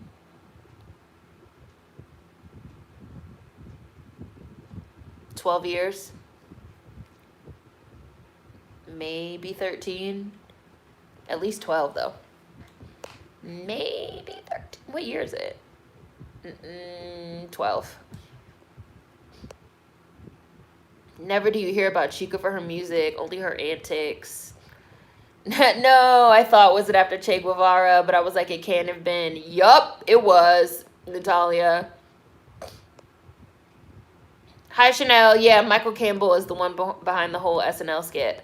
Bye, Nicole. Chica is annoying. Loud and fucking wrong. Black ballroom culture. Harlem's ballroom scene is knocking on the door. That's why I don't like Pose. It's a drag show and not an authentic NYC ballroom, and it's confusing people. Right, Nova. It's drag culture. It's drag culture. I literally scream for you. RuPaul is one of the pioneers. Google is right there. I legit want folks to stop being loud, late, and wrong, and then talking about, I didn't know. You didn't know, but you swore it was true. Exactly. The boy in blue, I didn't know, but y'all still be loud and wrong. Google is free. You can know. You just don't care. If you don't know, then why are you talking? I didn't know. It's not an excuse when we have Google. They never know. Just like by Felicia saying it and have no idea that it's from Friday. Right. They really be like, no, it's just internet speak. No. Just because you heard it on the internet doesn't make it fucking internet language or whatever the fuck. The internet does not have sentience to make up its own language. Like, the internet does not have... Well... Some of them algorithms over at Facebook are doing their own thing, but we're not talking about Skynet right now, okay? The internet is not making up words. It's such a weird thing whenever people say that. I'd be like, what the fuck are y'all talking about? Chica is so weird. Black Americans, DACS, made her little video popular. Literally a bunch of Black Americans and BAs in general made her popular and stand her. Yeah, she hates us.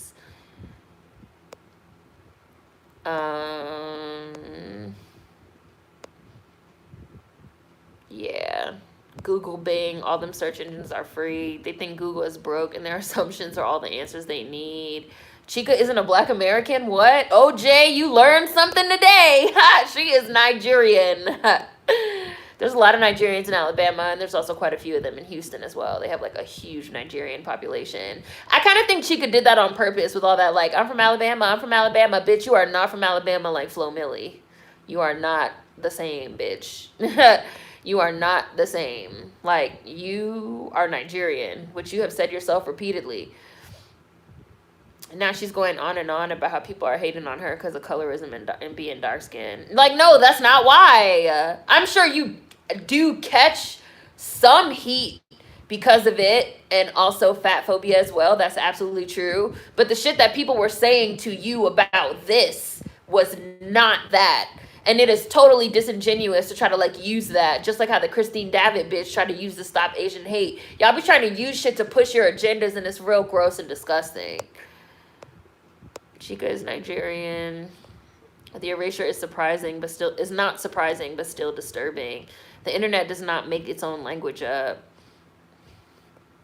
They don't know it's a two-way street. They too busy looking up. They can't see nothing else, like a Von orgy. If they did a sketch making fun of white kids for butchering Black American English, that would be funny. Right. Exactly, Natalia, but that's not what they did. Right. They called it Gen Z Hospital and tried to just call that shit Gen Z speak. The joke was not that it was butchered Black American vernacular English. And then, like I said, Michael Campbell doubled down on that shit when he posted his non-apology, saying he never even heard of Black American vernacular English and he doesn't even know what it is. So that was not what the joke was fucking supposed to be. That's not what the joke was supposed to be. Hi Maya, language isn't created in a vacuum. Saying it's internet language is a non-statement that literally means nothing. They didn't know when they put the shit on national television. If the sketch had been made from a non-self-hating Black American, it could have actually been funny. I Google words all the time. Brooke. All the time. I will Google word, a whole phrase. Motherfuckers' names. I Google everything. What is this? How do I pronounce this? Where did this shit come from? What is the etymology of this fucking word? Etymology of this fucking word? What the fuck is this? Google, bitch. It's free. Well, it's not free because you're paying with your fucking personal privacy and data information. DuckDuckGo. We not on digital surveillance is the name of the video.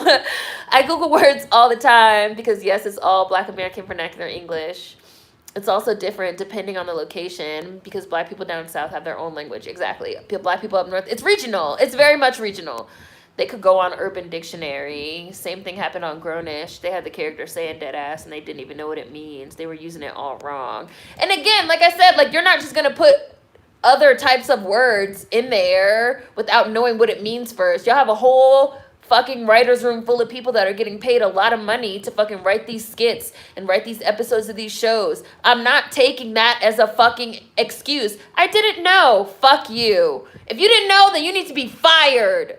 Somebody else needs to be in your fucking spot with your fucking paycheck that knows, bitch. People became lazier once they got more access. With the last name like Campbell, he's definitely just a regular old Black American. He definitely dropped Che to sound exotic. These first and second gen kids be so confused, like they have no real identity. A lot of people hear sis and think James Charles. Slang is very regional as well. So for those of you that have not seen my old video, What is Culture? Please go look it up because we talked extensively in that video as well as in the comments of that video as well about slang and regionality and language. So if you haven't seen that one, it's literally called What is Culture? Please look it up.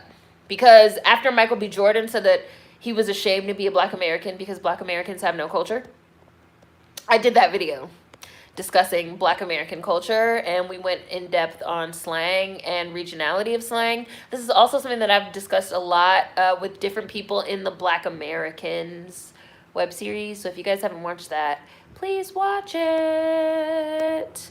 Because I see you guys talking about slang and regionality.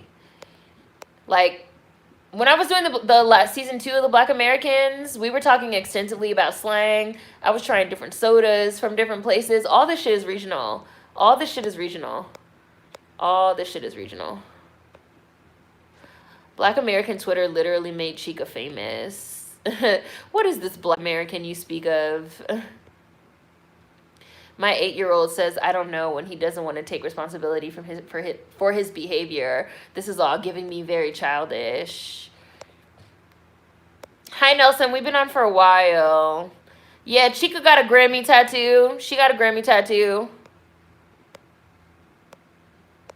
Which is just like, you are a loser. Hi, Kyrie. Yeah, as soon as she got nominated, she got a tattoo of it. Yes. Then that's what she tried to use to shade the Barbs, because because like one of the people that was like, you're not even a Black American, was like a Nicki Minaj stan, and she said something to the Barb about like, you just mad that it was something about she brought up the Grammys, something about like, because the person said like, I like your music, but you don't know what you're talking about right now, like, and you're being really like rude and obnoxious to people. And I think that their Twitter name was something like Stream Nicki Minaj or something like that, because it was like a Barb. And she was like, oh, I'm ignorant, but at 24, I'm critically acclaimed. I'm nominated for a Grammy, something that your fave will never know nothing about. And then the Barb said,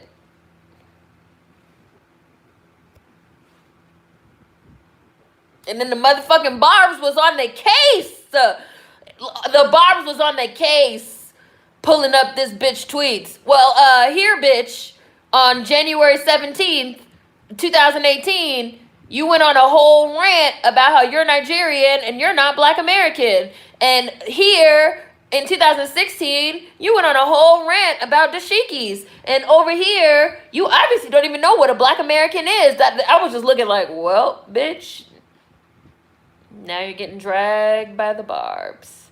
Now you're getting dragged by about 37,000 Barbs at once. That's all telling you about yourself. Bees like that. It bees like that sometimes. I'm gonna keep looking at y'all comments, but I also want to briefly speak on the Oakland budget. Hi, Chel. For those of you that didn't hear about this, the budget was released for Oakland for the year, and they allocated $40 million for homelessness and $600 million for police. And for the police budget, which a lot of people are trying to like push back on that, obviously, because we criminalize homelessness and we arrest homeless people for fucking sleeping outside and shit like that. And you gave literally almost $1 billion to the police to fucking enforce that criminalization of homelessness. Meanwhile, homelessness and being unhoused is such a huge problem in Northern California and in Oakland. People were really like, we're really living in the upside down. We're really living in the upside down. Like what we've talked about previously in other live streams, we put so much money into policing, and this is what people keep talking about when they keep talking about defund the police. It seems like there's not any of y'all, but it seems like there's a real disconnect when people like hear the phrase defund the police. So I just wanted to briefly talk about this because I feel like this is a prime example of why people say defund the police. Because like, you put so much money into policing, and then you want to treat police like a one-stop shop for everything. You want to call police to deal with the unhoused person.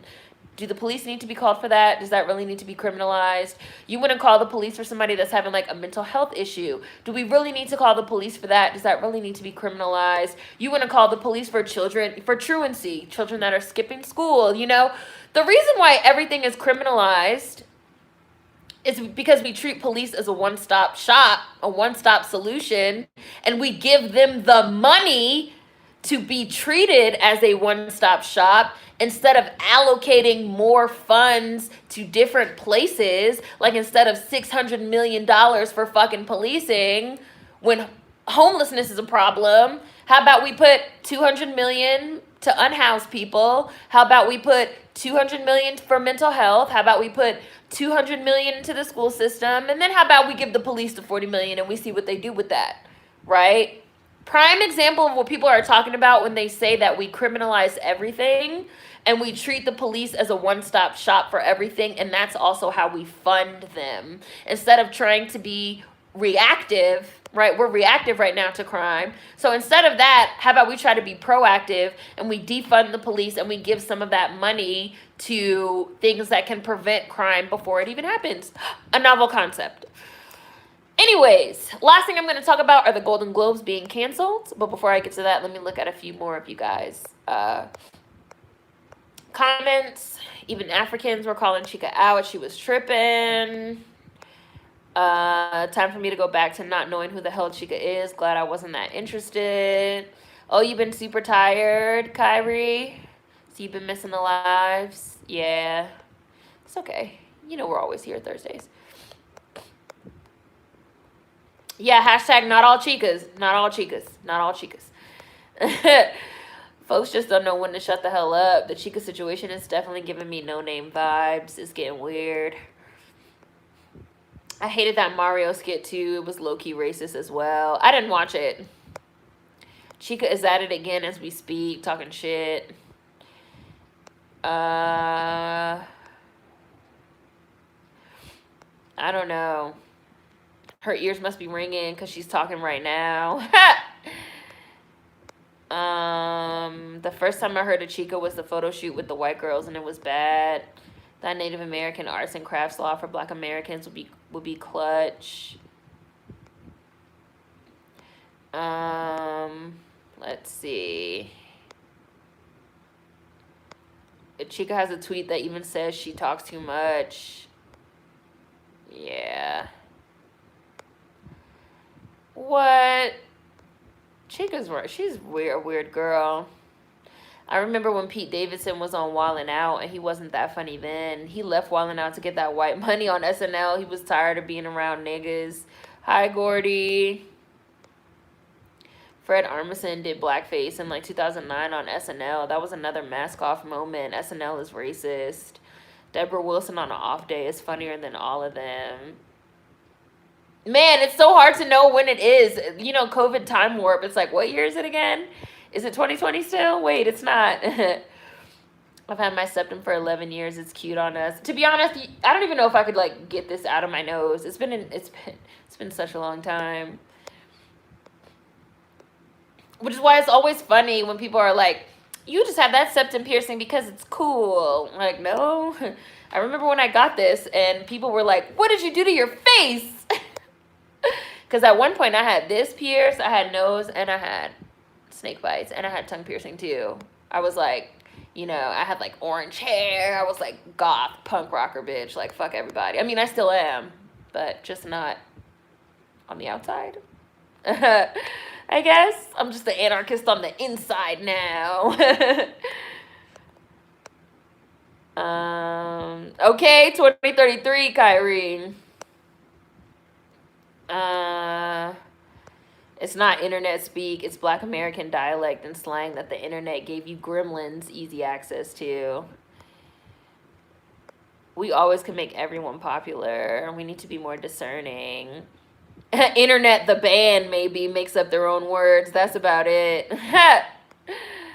Let's not talk about the tech overlord's rise before bed.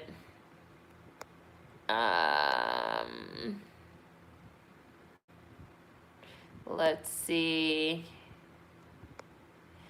Right, you're being dragged for gatekeeping Black American culture as a non-Black American. That's it. Chica is just another Nigerian that thinks she's Black American when she wants to be. That's what I thought the Gen Z hospital thing was going to be, deliberately making fun of people misusing Black American vernacular English. It definitely wasn't that. SNL writers are so damn lazy. Nobody wants to be there anymore. They should just cancel it and let it go. People really tried to say that was the point they were trying to make, but if that's the case, why even include a Black woman? They were making fun of Black American vernacular English, period, with that Gen Z hospital shit. I wish all the kids from ballroom culture back in 70s, 80s, 90s got their flowers. Me too, hey BB. Y'all, I'm screaming. I just looked up Chica, and why are both of her parents also doctors? Why has she been started from the bottom in Alabama thing? Bro! Chica is really plagiarizing Flo Milli. Like, that's all I can think. Like, she's really trying to make it seem like she's something she's not. Because she wants Black Americans to support her. And when she wants to be a Black American, she wants to be able to jump in this lane just like everybody else. And when she wants to be a Nigerian, she wants to be able to jump out, you know, putting our culture on and off like a coat, which is like standard cultural appropriation. But then have the nerve to go on a whole rant about how Black Americans shouldn't wear dashikis. Like, bitch, you have no self-awareness. The self-awareness is non-existent. Non-existent. Non-existent. Non-existent. Hey, 2 a.m. Google is everybody's friend. You have a friend in Google. Both of her parents are doctors. Wow. It's so irritating with these excuses. Right, replace them with someone who knows. Do your research. If you didn't know, you weren't doing your job. Remember they were saying that us saying yellow bone was Asian hate. Another example of not knowing what we're saying. There are different dialects of Black American vernacular English, all these resources, and a show can't be bothered to do the bare minimum in research. It's so lazy and unprofessional, bunch of hacks. I remember Seren will always be posting those different sodas. Yes, watch the series, Bree. Please watch it. I legit have a Black American educational videos playlist. 90% of it is your videos. Yeah, she didn't even win, Richie. She didn't even win the Grammy. She just tatted it on herself because she got the nomination. She didn't kick the hornet's nest. The barb's activated. And she definitely rides for Cardi with her weird ass. Mistakes were made. Chica should have known better. Never go at a bar. Bars be minding they fucking business.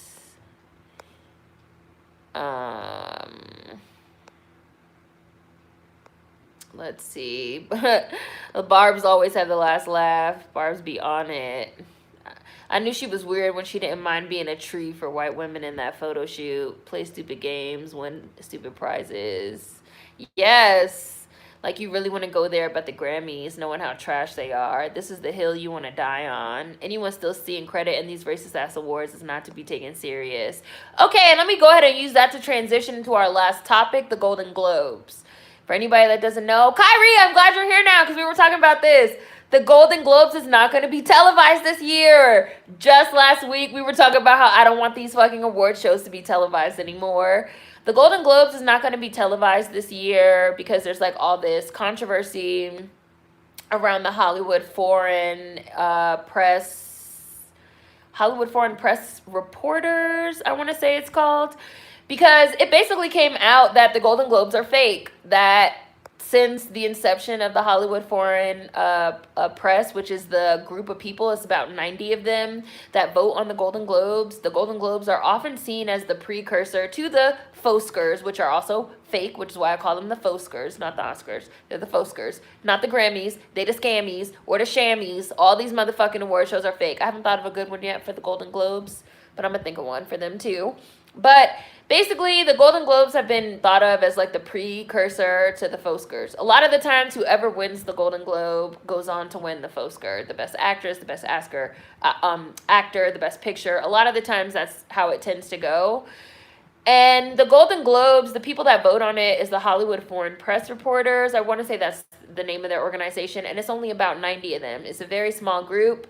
It's a very obscure process around how they vote for them.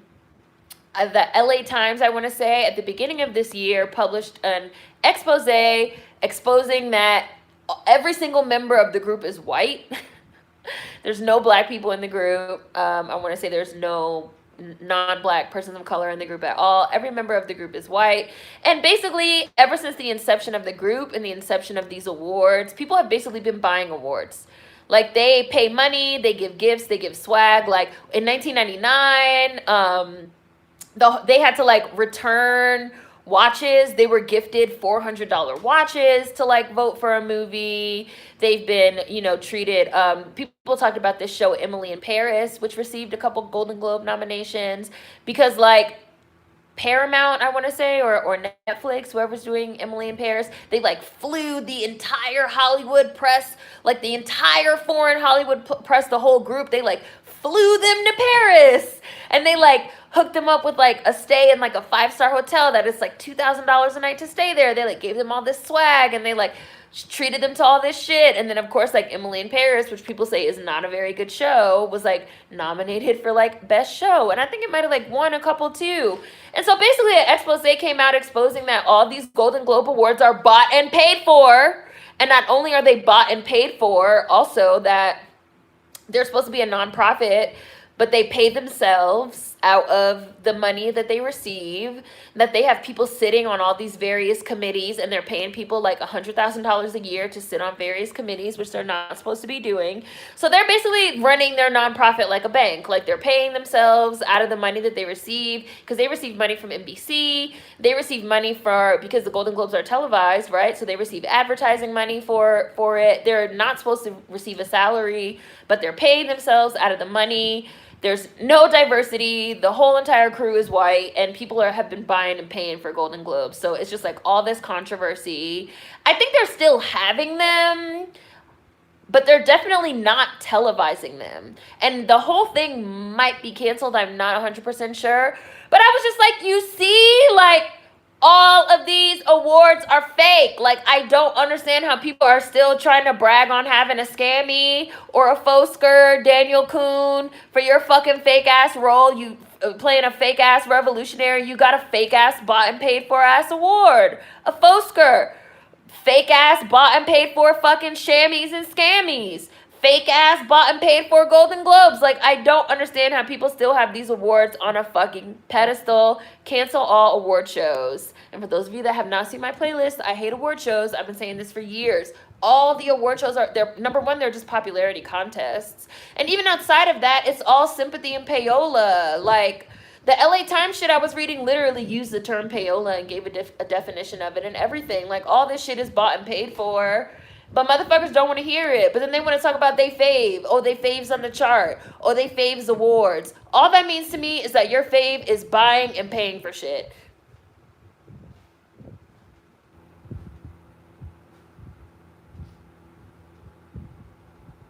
Especially in 2021.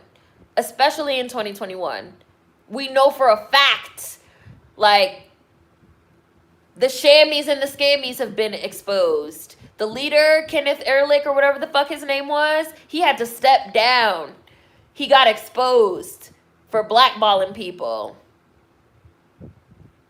The Golden Globes, exposed for being bought and paid for awards. The Foskers, exposed for being bought and paid for awards. The Billboard charts. They had to change the rules because people are cheating their way into number ones with merch and swag and shit. These charts, these awards, people running these bots on YouTube, fake numbers and shit. All this shit is fake. All this shit is fake. But then people want to talk about, oh, well, my fave, number one, fake, fake, fake, fake, fake, fake, fake. It's fake. And I thought about you, Kyrie. I was like, we were just talking about this. They're not going to televise it. I was like, we were just talking about how if they're going to have it, it shouldn't be televised. And then it came out that the Golden Globes is not going to be televised. I was like, damn, I need to meditate on lottery numbers. Like, I need to think real hard about lottery numbers, y'all. Like, what are next week's lottery numbers going to be? What are they going to be? Yeah, nobody's even watching. Nobody's even watching. Aren't award shows getting the lowest ratings they've ever received? Yup, nobody's even watching. Nobody's even watching. Nobody's even watching. So, we did Teen Vogue, SNL, Oakland Budget, Golden Globes, and we did Chrissy Teigen. So, I'll just catch up on the chat, and then we'll close out.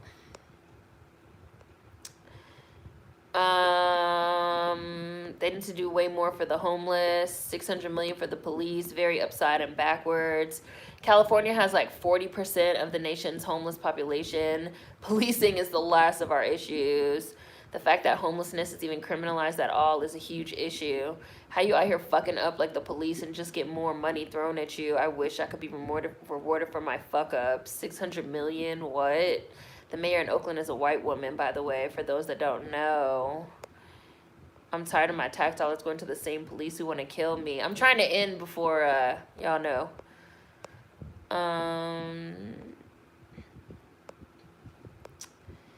Yeah. How about some low-income housing? Most liberal places like Cali and Austin only tolerate homelessness until it interferes with their daily lives. Then it's jail with them just to get them out of the way. Yup. Lock them up. Get them out of the way.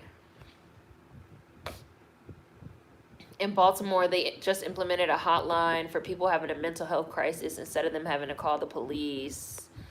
They could buy the homeless people houses with that budget. Right! $600 million. Y'all could, like, buy houses for homeless people, for unhoused people. Abolish award shows, please, and thank you. I remember New Orleans had a separate unit for calls in a mental health crisis. It was super successful. Then they took funding away, and I bet they gave it to police. Yes, Black Goths, Nelson. When people accuse you of trying to be cool, but you were doing it before everyone else, LOL. If you didn't go through a Black Goth emo phase, you weren't outside for real. Folks tripped about mine too. Like, why did you do that? And I was like, they're piercings. They come out. I had my septum for 7 years, but you removed it. Oh, yeah. When I met you, you had it. Kept having to take it out. Yeah. For procedures and cancer. Yeah. Black Scene Kids Unite. Yes. Somebody got blocked. Oh, thank you, Super Chat. Thank you, T. Smith. Oh, it's the little dancing bear. Thanks for being you. Thank you, T. Smith. SNL should pay us repetitions for their anti-blackness. All the new SNL people are trash. Troll. And there was a troll. Yeah, the troll got blocked. I see they got blocked. What the hell? Goddamn troll, John. Chica could never be Flo Milli. I'm not surprised her parents are doctors, but wow. Who's selling black culture coats? They're always in style. Funny. I'm gonna hit her kiss on the inside too. Flo Milli is a cute, talented girl. I truly think non-black Americans are mixed up and confused. You ask them questions and they tell us stop wearing braids. They don't know what appropriation is. If she had won that award, she would have been shouting out Nigeria, and now she's branded by the Grammy. Hi, Will2 Games. Me and my sister were rewatching your 21 Crumpets video the other day because we were thinking about these fake come-up stories. It's very weird. Oh, that's your sister? Your real sister? Her Grammy tattoo says, I already won, I can't. Yes, like, it's so weird. Branding racist white institutions on her body, but want to talk smack. Girl, go home. Right, go take a nap, bitch. Imagine tatting a fucking fake-ass Grammy on you, all on the chance that you might possibly get one. So she's another foreign black, worshiping white institutions, business as usual. Absurd said, what if we use the budget to give people enough money so they wouldn't have to commit crimes? A novel concept, Absurd! Right? Like, this is like when people be like, unemployment benefits are too much. People don't want to go back to work. We got to take the unemployment away. It's like, or you could pay people a living wage. I'm just gonna throw it out there. I'm just gonna throw it out there. You know, or you could actually pay people a living wage so they want to come back to work. I don't know about taking unemployment away so that they starve to death, so that you can force them to come back to a dangerous ass job that they hate for slave wages. Just a thought on how things could be done. I don't know though, guys. I'm not a politician, guys. Anyways, let me keep going. For people who act like they're so proud of their ethnicity, Nigerians sure do love to slurp Black American culture. Damn. Y'all roasting today. The Golden Schloobs. Thank you. The Hollywood Foreign Press Association. That's it. Thank you, SF. Thank you. The Folding Lobes. The Secret White Alliance. They went to Paris for Emily in Paris. It was Netflix. That's what I thought. Okay. Adam Ruins Everything had a great episode about award shows too. Emily in Paris is trash. They got flued out. Vermilion Dynamo. The Golden Globes motherfuckers got flued out, bitch. They got flued out. Y'all are hilarious. Y'all on one today. The Golden Tropes. Even one of the writers of Emily in Paris came out and was like, it's wild. I May Destroy You was not nominated, but Emily in Paris was. When I saw that too, Brooke. When I saw that, I was like, now I definitely have to watch I May Destroy You because I know she's not buying fake awards. I fuck with the girl, Michaela. Emily in Paris isn't just not very good. It's actually pretty atrocious. The Snow Globe. Oh, the Snow Globes! That's what I'm going to call them, Queen. From now on, the Snow Globes. The Snow Globes.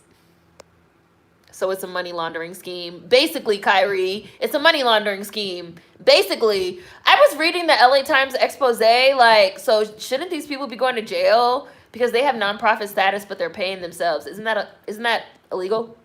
Like, no, it's not? Okay. Snow Globes is a good one. Tom Cruise gave his Golden Globes back. He gave back 3 of them. Hi, Zafari. Somebody said boats and hoes. Tom said fuck these and sent them back. Express mail. Fool's gold globes. I like snow globes.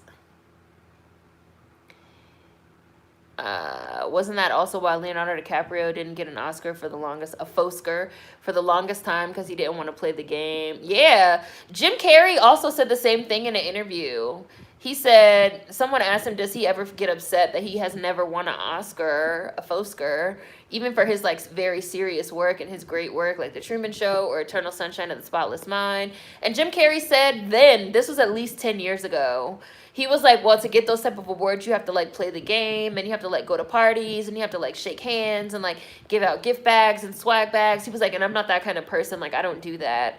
So I'm not surprised. This is how you also have somebody like Amy Adams. You never even see Amy Adams. This bitch does her job. She comes to the set and she goes the fuck home. She's not trying to be your friend. She's not trying to buy you anything and hasn't won shit. Or, like I said, it's a popularity contest that they're just giving it to the names that they know. They're giving it to the people that are paying for it, or they're giving it to the names that they already know that are already popular. So, they're fake. They're not for artistic merit. It's time for them to go back to being, it's time for them to go back to being obscure parties for the rich and famous. Exactly, Kyrie. And, like, I don't mind if you motherfuckers want to do your dirty dealings and, you know, get drunk and, you know, sniff 8 balls, you know, and have a great time over on fucking, you know, Hollywood Boulevard in private, but don't televise that shit. No. Don't televise that shit and pretend that it's real. I feel like people really woke up when Beyonce lost against Adele during the Scammies a few years ago. I feel like Kendrick losing to Macklemore woke a lot of people up because people were like, wait a second. Even Adele was like, what the fuck? Daniel Kunlulu, y'all are killing me. Award shows getting the lowest ratings they've ever received. They're basically ads for a music video. Award shows are legit like being excited that the Tooth Fairy put money under your pillow and you're bragging about it. Like, there is no Tooth Fairy. Your mom gave you that money. Award shows been tanking. People aren't watching. The shit is fake and exposed. Everyone votes for the kid who says they're going to bring parties to the classroom and stop weekend homework. And they even said that as well in the piece, in the expose about the motherfucking snow globes.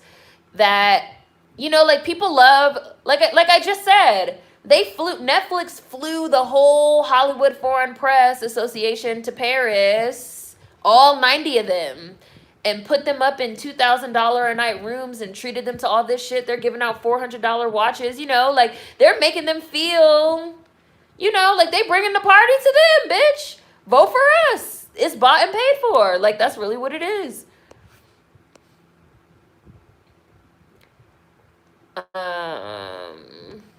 They really need to cancel the Foskers next. They have a lot of skeletons in the closet. Imagine if we had a real society. La La Land really thought they won. Oh, you have a headache? You lay in a dark room. That's what I would do. They could fix up all these abandoned buildings with $600 million. Instead, they give it to police. Yeah, you guys could watch the replay, of course. It'll be there. 21 Crumpets was an excellent title. Oh, Your Blood, You're a Year Apart. Low-key, when y'all were saying she had a Grammy tattoo, I didn't believe it. Oh, Google it, Jules. We're not joking. We're serious. Embarrassing, and you didn't win. I'm sorry, but the tat is cheap looking, too. 21 Crumpets was being dishonest, mate. Wild idea. What if we stop treating people like slaves? Exactly. I've had to have the living wage convo a lot lately. I don't understand why it's hard to understand. Because people are really capitalists. Just like the people that are like, why are you guys upset that Elon Musk was on SNL? The fuck do you mean? The fuck do you mean? The fact that they don't see that the problem is that people are making as much, if not more, on unemployment than they were making at the damn job, and they want to take unemployment away and not pay people more. It makes no sense. The snow globes, OMG, that's the one. Emily in Paris was definitely diet. Devil Wears Prada. Anti-homeless infrastructure is what we really need. So many hiring, short-staffed signs circulating, but nobody wants to pay a livable wage. And then they keep trying to like frame it as like, you know, people are lazy and greedy and don't want to work. They just want to sit home on their asses and collect unemployment. Unemployment is too high. We're paying people too much. So that means you need to pay people more at work, not get rid of unemployment. Fucking greedy, fucking overlord bastards, capitalists. I hate capitalism so much, y'all. It's the devil. The Foskers, the Scammies, and the Snow Globes. I also submit the Goblin Globes as an alternative name. Oops. Apparently nothing is illegal when you have a lot of money. Right, companies, why y'all don't want to be slaves no more. Exactly. The Truman Show was amazing. Jim Carrey was ahead of his time, and he's genuine. Yeah, like, the interview was from at least 10 years ago that he said that. Amy shows up, gobbles the girls with her talent, and then leaves. Amy Adams has never won an Oscar, not even for Arrival. The Foskers are trash. Popularity contest for sure. That's why I like Amy Adams. She stays in her lane and don't bother nobody. Yeah, she's on my list. It's only 3 white girls that I could tolerate. Britney Jean Spears, period. Amy Adams, Kylie Minogue, aka the only good thing to come out of Australia. That is it. That is it. Those are the only 3 white girls I could tolerate. That's it. That's it. That's it. That's it. Jade Thirlwall from Little Mix is alright. She's okay, but she's not American, so I'm waiting for her to say some dumb shit. There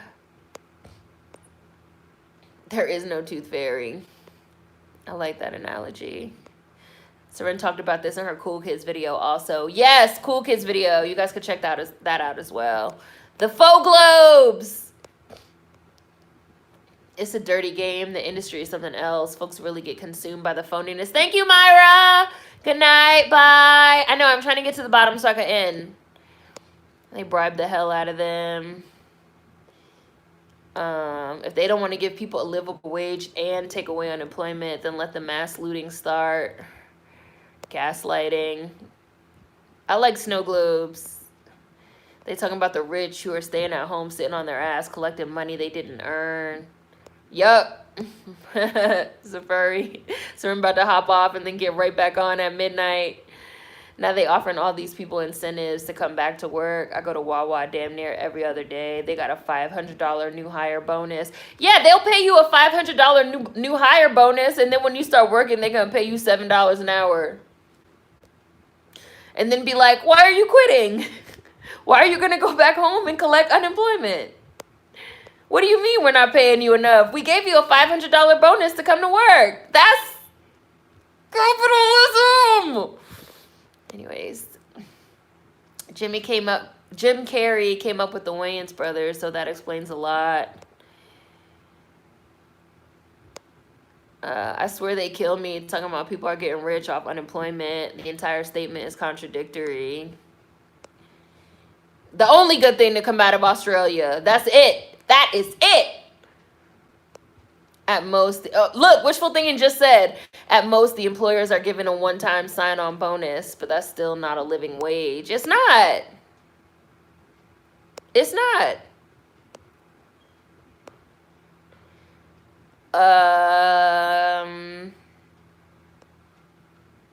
Let's see. Super chat. Woo! Good night, Mel. Right. We're going to pay you a $500 signing bonus, but we're going to take that bonus out of your next few checks. Exactly. Fucking exactly. That bonus is BS. I mean, Toni Collette's cool, but, like, those are the only 3 white girls that I would say I like. Toni Collette's cool. She's cool. She's talented. Like, I could take her or leave her. I fuck with Amy Adams. Like, to the point where if I see Amy Adams is in something, I will watch it because I like her. Type shit. Kylie Minogue, she'll put out something that I'll listen to because I like her. And Britney, ain't nobody coming for Britney, bitch. Ain't nobody coming for Britney Jean Spears, bitch. Top 2, and she ain't number 2 when it comes to white girls. Exactly, Chris. It'll be funny for Elon Musk to host SNL when we can afford basic health care. Right. It'll be funny for Elon Musk to fucking host SNL when motherfuckers can fucking live off a living wage, bitch. It'll be funny for Elon Musk to host fucking SNL when we don't have a $600 billion fucking police budget and a $600 million police budget and a $40 million homelessness budget in fucking Oakland. Then it'll be fucking funny. Until that shit happens, Elon Musk is not funny. I started to say bitch again. I know I just said bitch like 5 times in 30 seconds, so I tried to refrain. Am I doing unemployment wrong because I'm still pretty broke? Like, what are people talking about? We don't want to go back to work because we make too much money on unemployment. They're trying to force people into jobs. Kylie was the Green Fairy in Moulin Rouge. She sure was. I'm the Green Fairy. That's my girl. Hi, Ashley. Thank you for Super Chat. You're my best friend in my mind. Y'all my friends. We get together. We chop it up. It's like a big group chat. I love Kylie. La, la, la. Have y'all seen that fucking video of Destiny's Child, Beyonce and Kelly and Michelle singing, I just can't get you out of my head? I like Haley, too, from Paramore. Well, I mean, I don't like her, but she's all right. She could sing. I like Amy, too, like, in that way. Amy Lee, I mean, in that way. She could sing, but, like, I already said who my 3 girls are that I like. Even Beyonce pulled from the Kylie bag a few times. Yes, Kylie, yes. Kyrie, yes. The metal outfit, that metal outfit. Even we just seen Megan. Pull it back out the back pocket too. The all metal outfit. Kylie Minogue is the one that, like, one of the people that, like, really popularized that look. Like, Kylie Minogue is very creative and talented and unique and doesn't really get her flowers like she should. So, yeah. Oh, somebody paid $5 to troll. Well, I didn't even see the comment, but thank you for the $5, troll. People really pay money to troll. Is that not weird? Like, that's not the first time that's happened. It's weird. Like, y'all really pay money to troll. Really weird. Really weird. Kylie Minogue and Janet posing together as my wallpaper. Yes, you know Britney stands Janet. Thank you for Super Chat. Thank you for the Super Chat, troll. Got to pay the troll toll. The troll toll. I like that. The troll toll. Oh, I'm sorry. And Stephanie. Oh, my God. I left out Stephanie. And Stephanie, too. Sorry. So 4. Stephanie Germanata, 2. Kylie, Brittany, Stephanie, Amy Adams. Ah, I'm a little monster. I can't believe. I'm so sorry, Stephanie. I apologize. Kylie gets her roses from the gays and the girls. And fucking, I will always love Kylie Minogue because the other Kylie tried to fucking copyright the name Kylie. And she tried to, because she was like, you know, her lip kiss and her this and her that. She tried to copyright the name Kylie. Kylie Minogue sued that bitch. She said, I'm Kylie. I've been Kylie since before you were born, bitch. No, you can't copyright the name Kylie. That's my name, bitch. And guess who won? Kylie Minogue motherfucking won that shit. One of the few people to shut them fucking Kardashians down, bitch. You only one Kylie in this house, bitch, and it's not you. Let me finish these comments.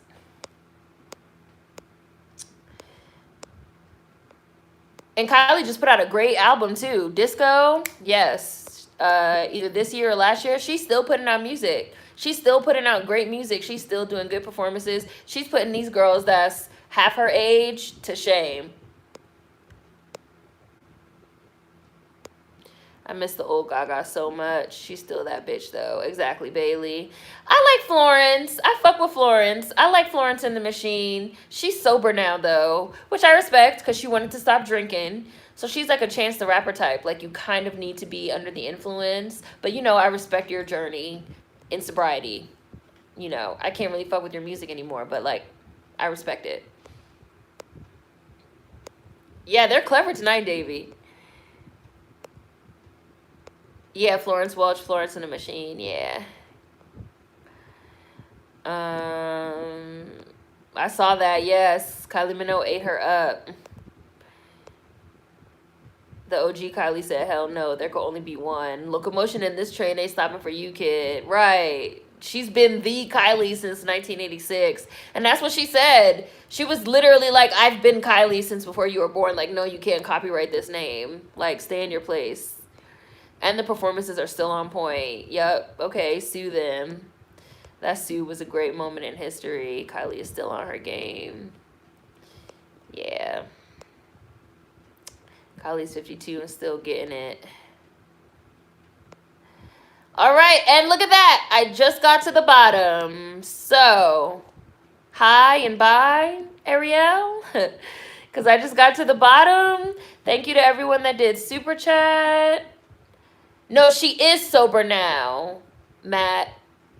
Florence is sober now. And I do think that's why her music hasn't been sounding as good. Because when Florence and the Machine, when Florence was a drunk, she was putting out the hits. But she was really a drunk. And you could tell because she was like a sloppy drunk. So she decided to sober up. And the music doesn't hit anymore. But I respect her sobriety. So that's what I was saying. And I feel the same thing about Chance the Rapper. When he was like drug addict Chance, the music was hitting. But now he's sober and happy and has a family. And I respect that.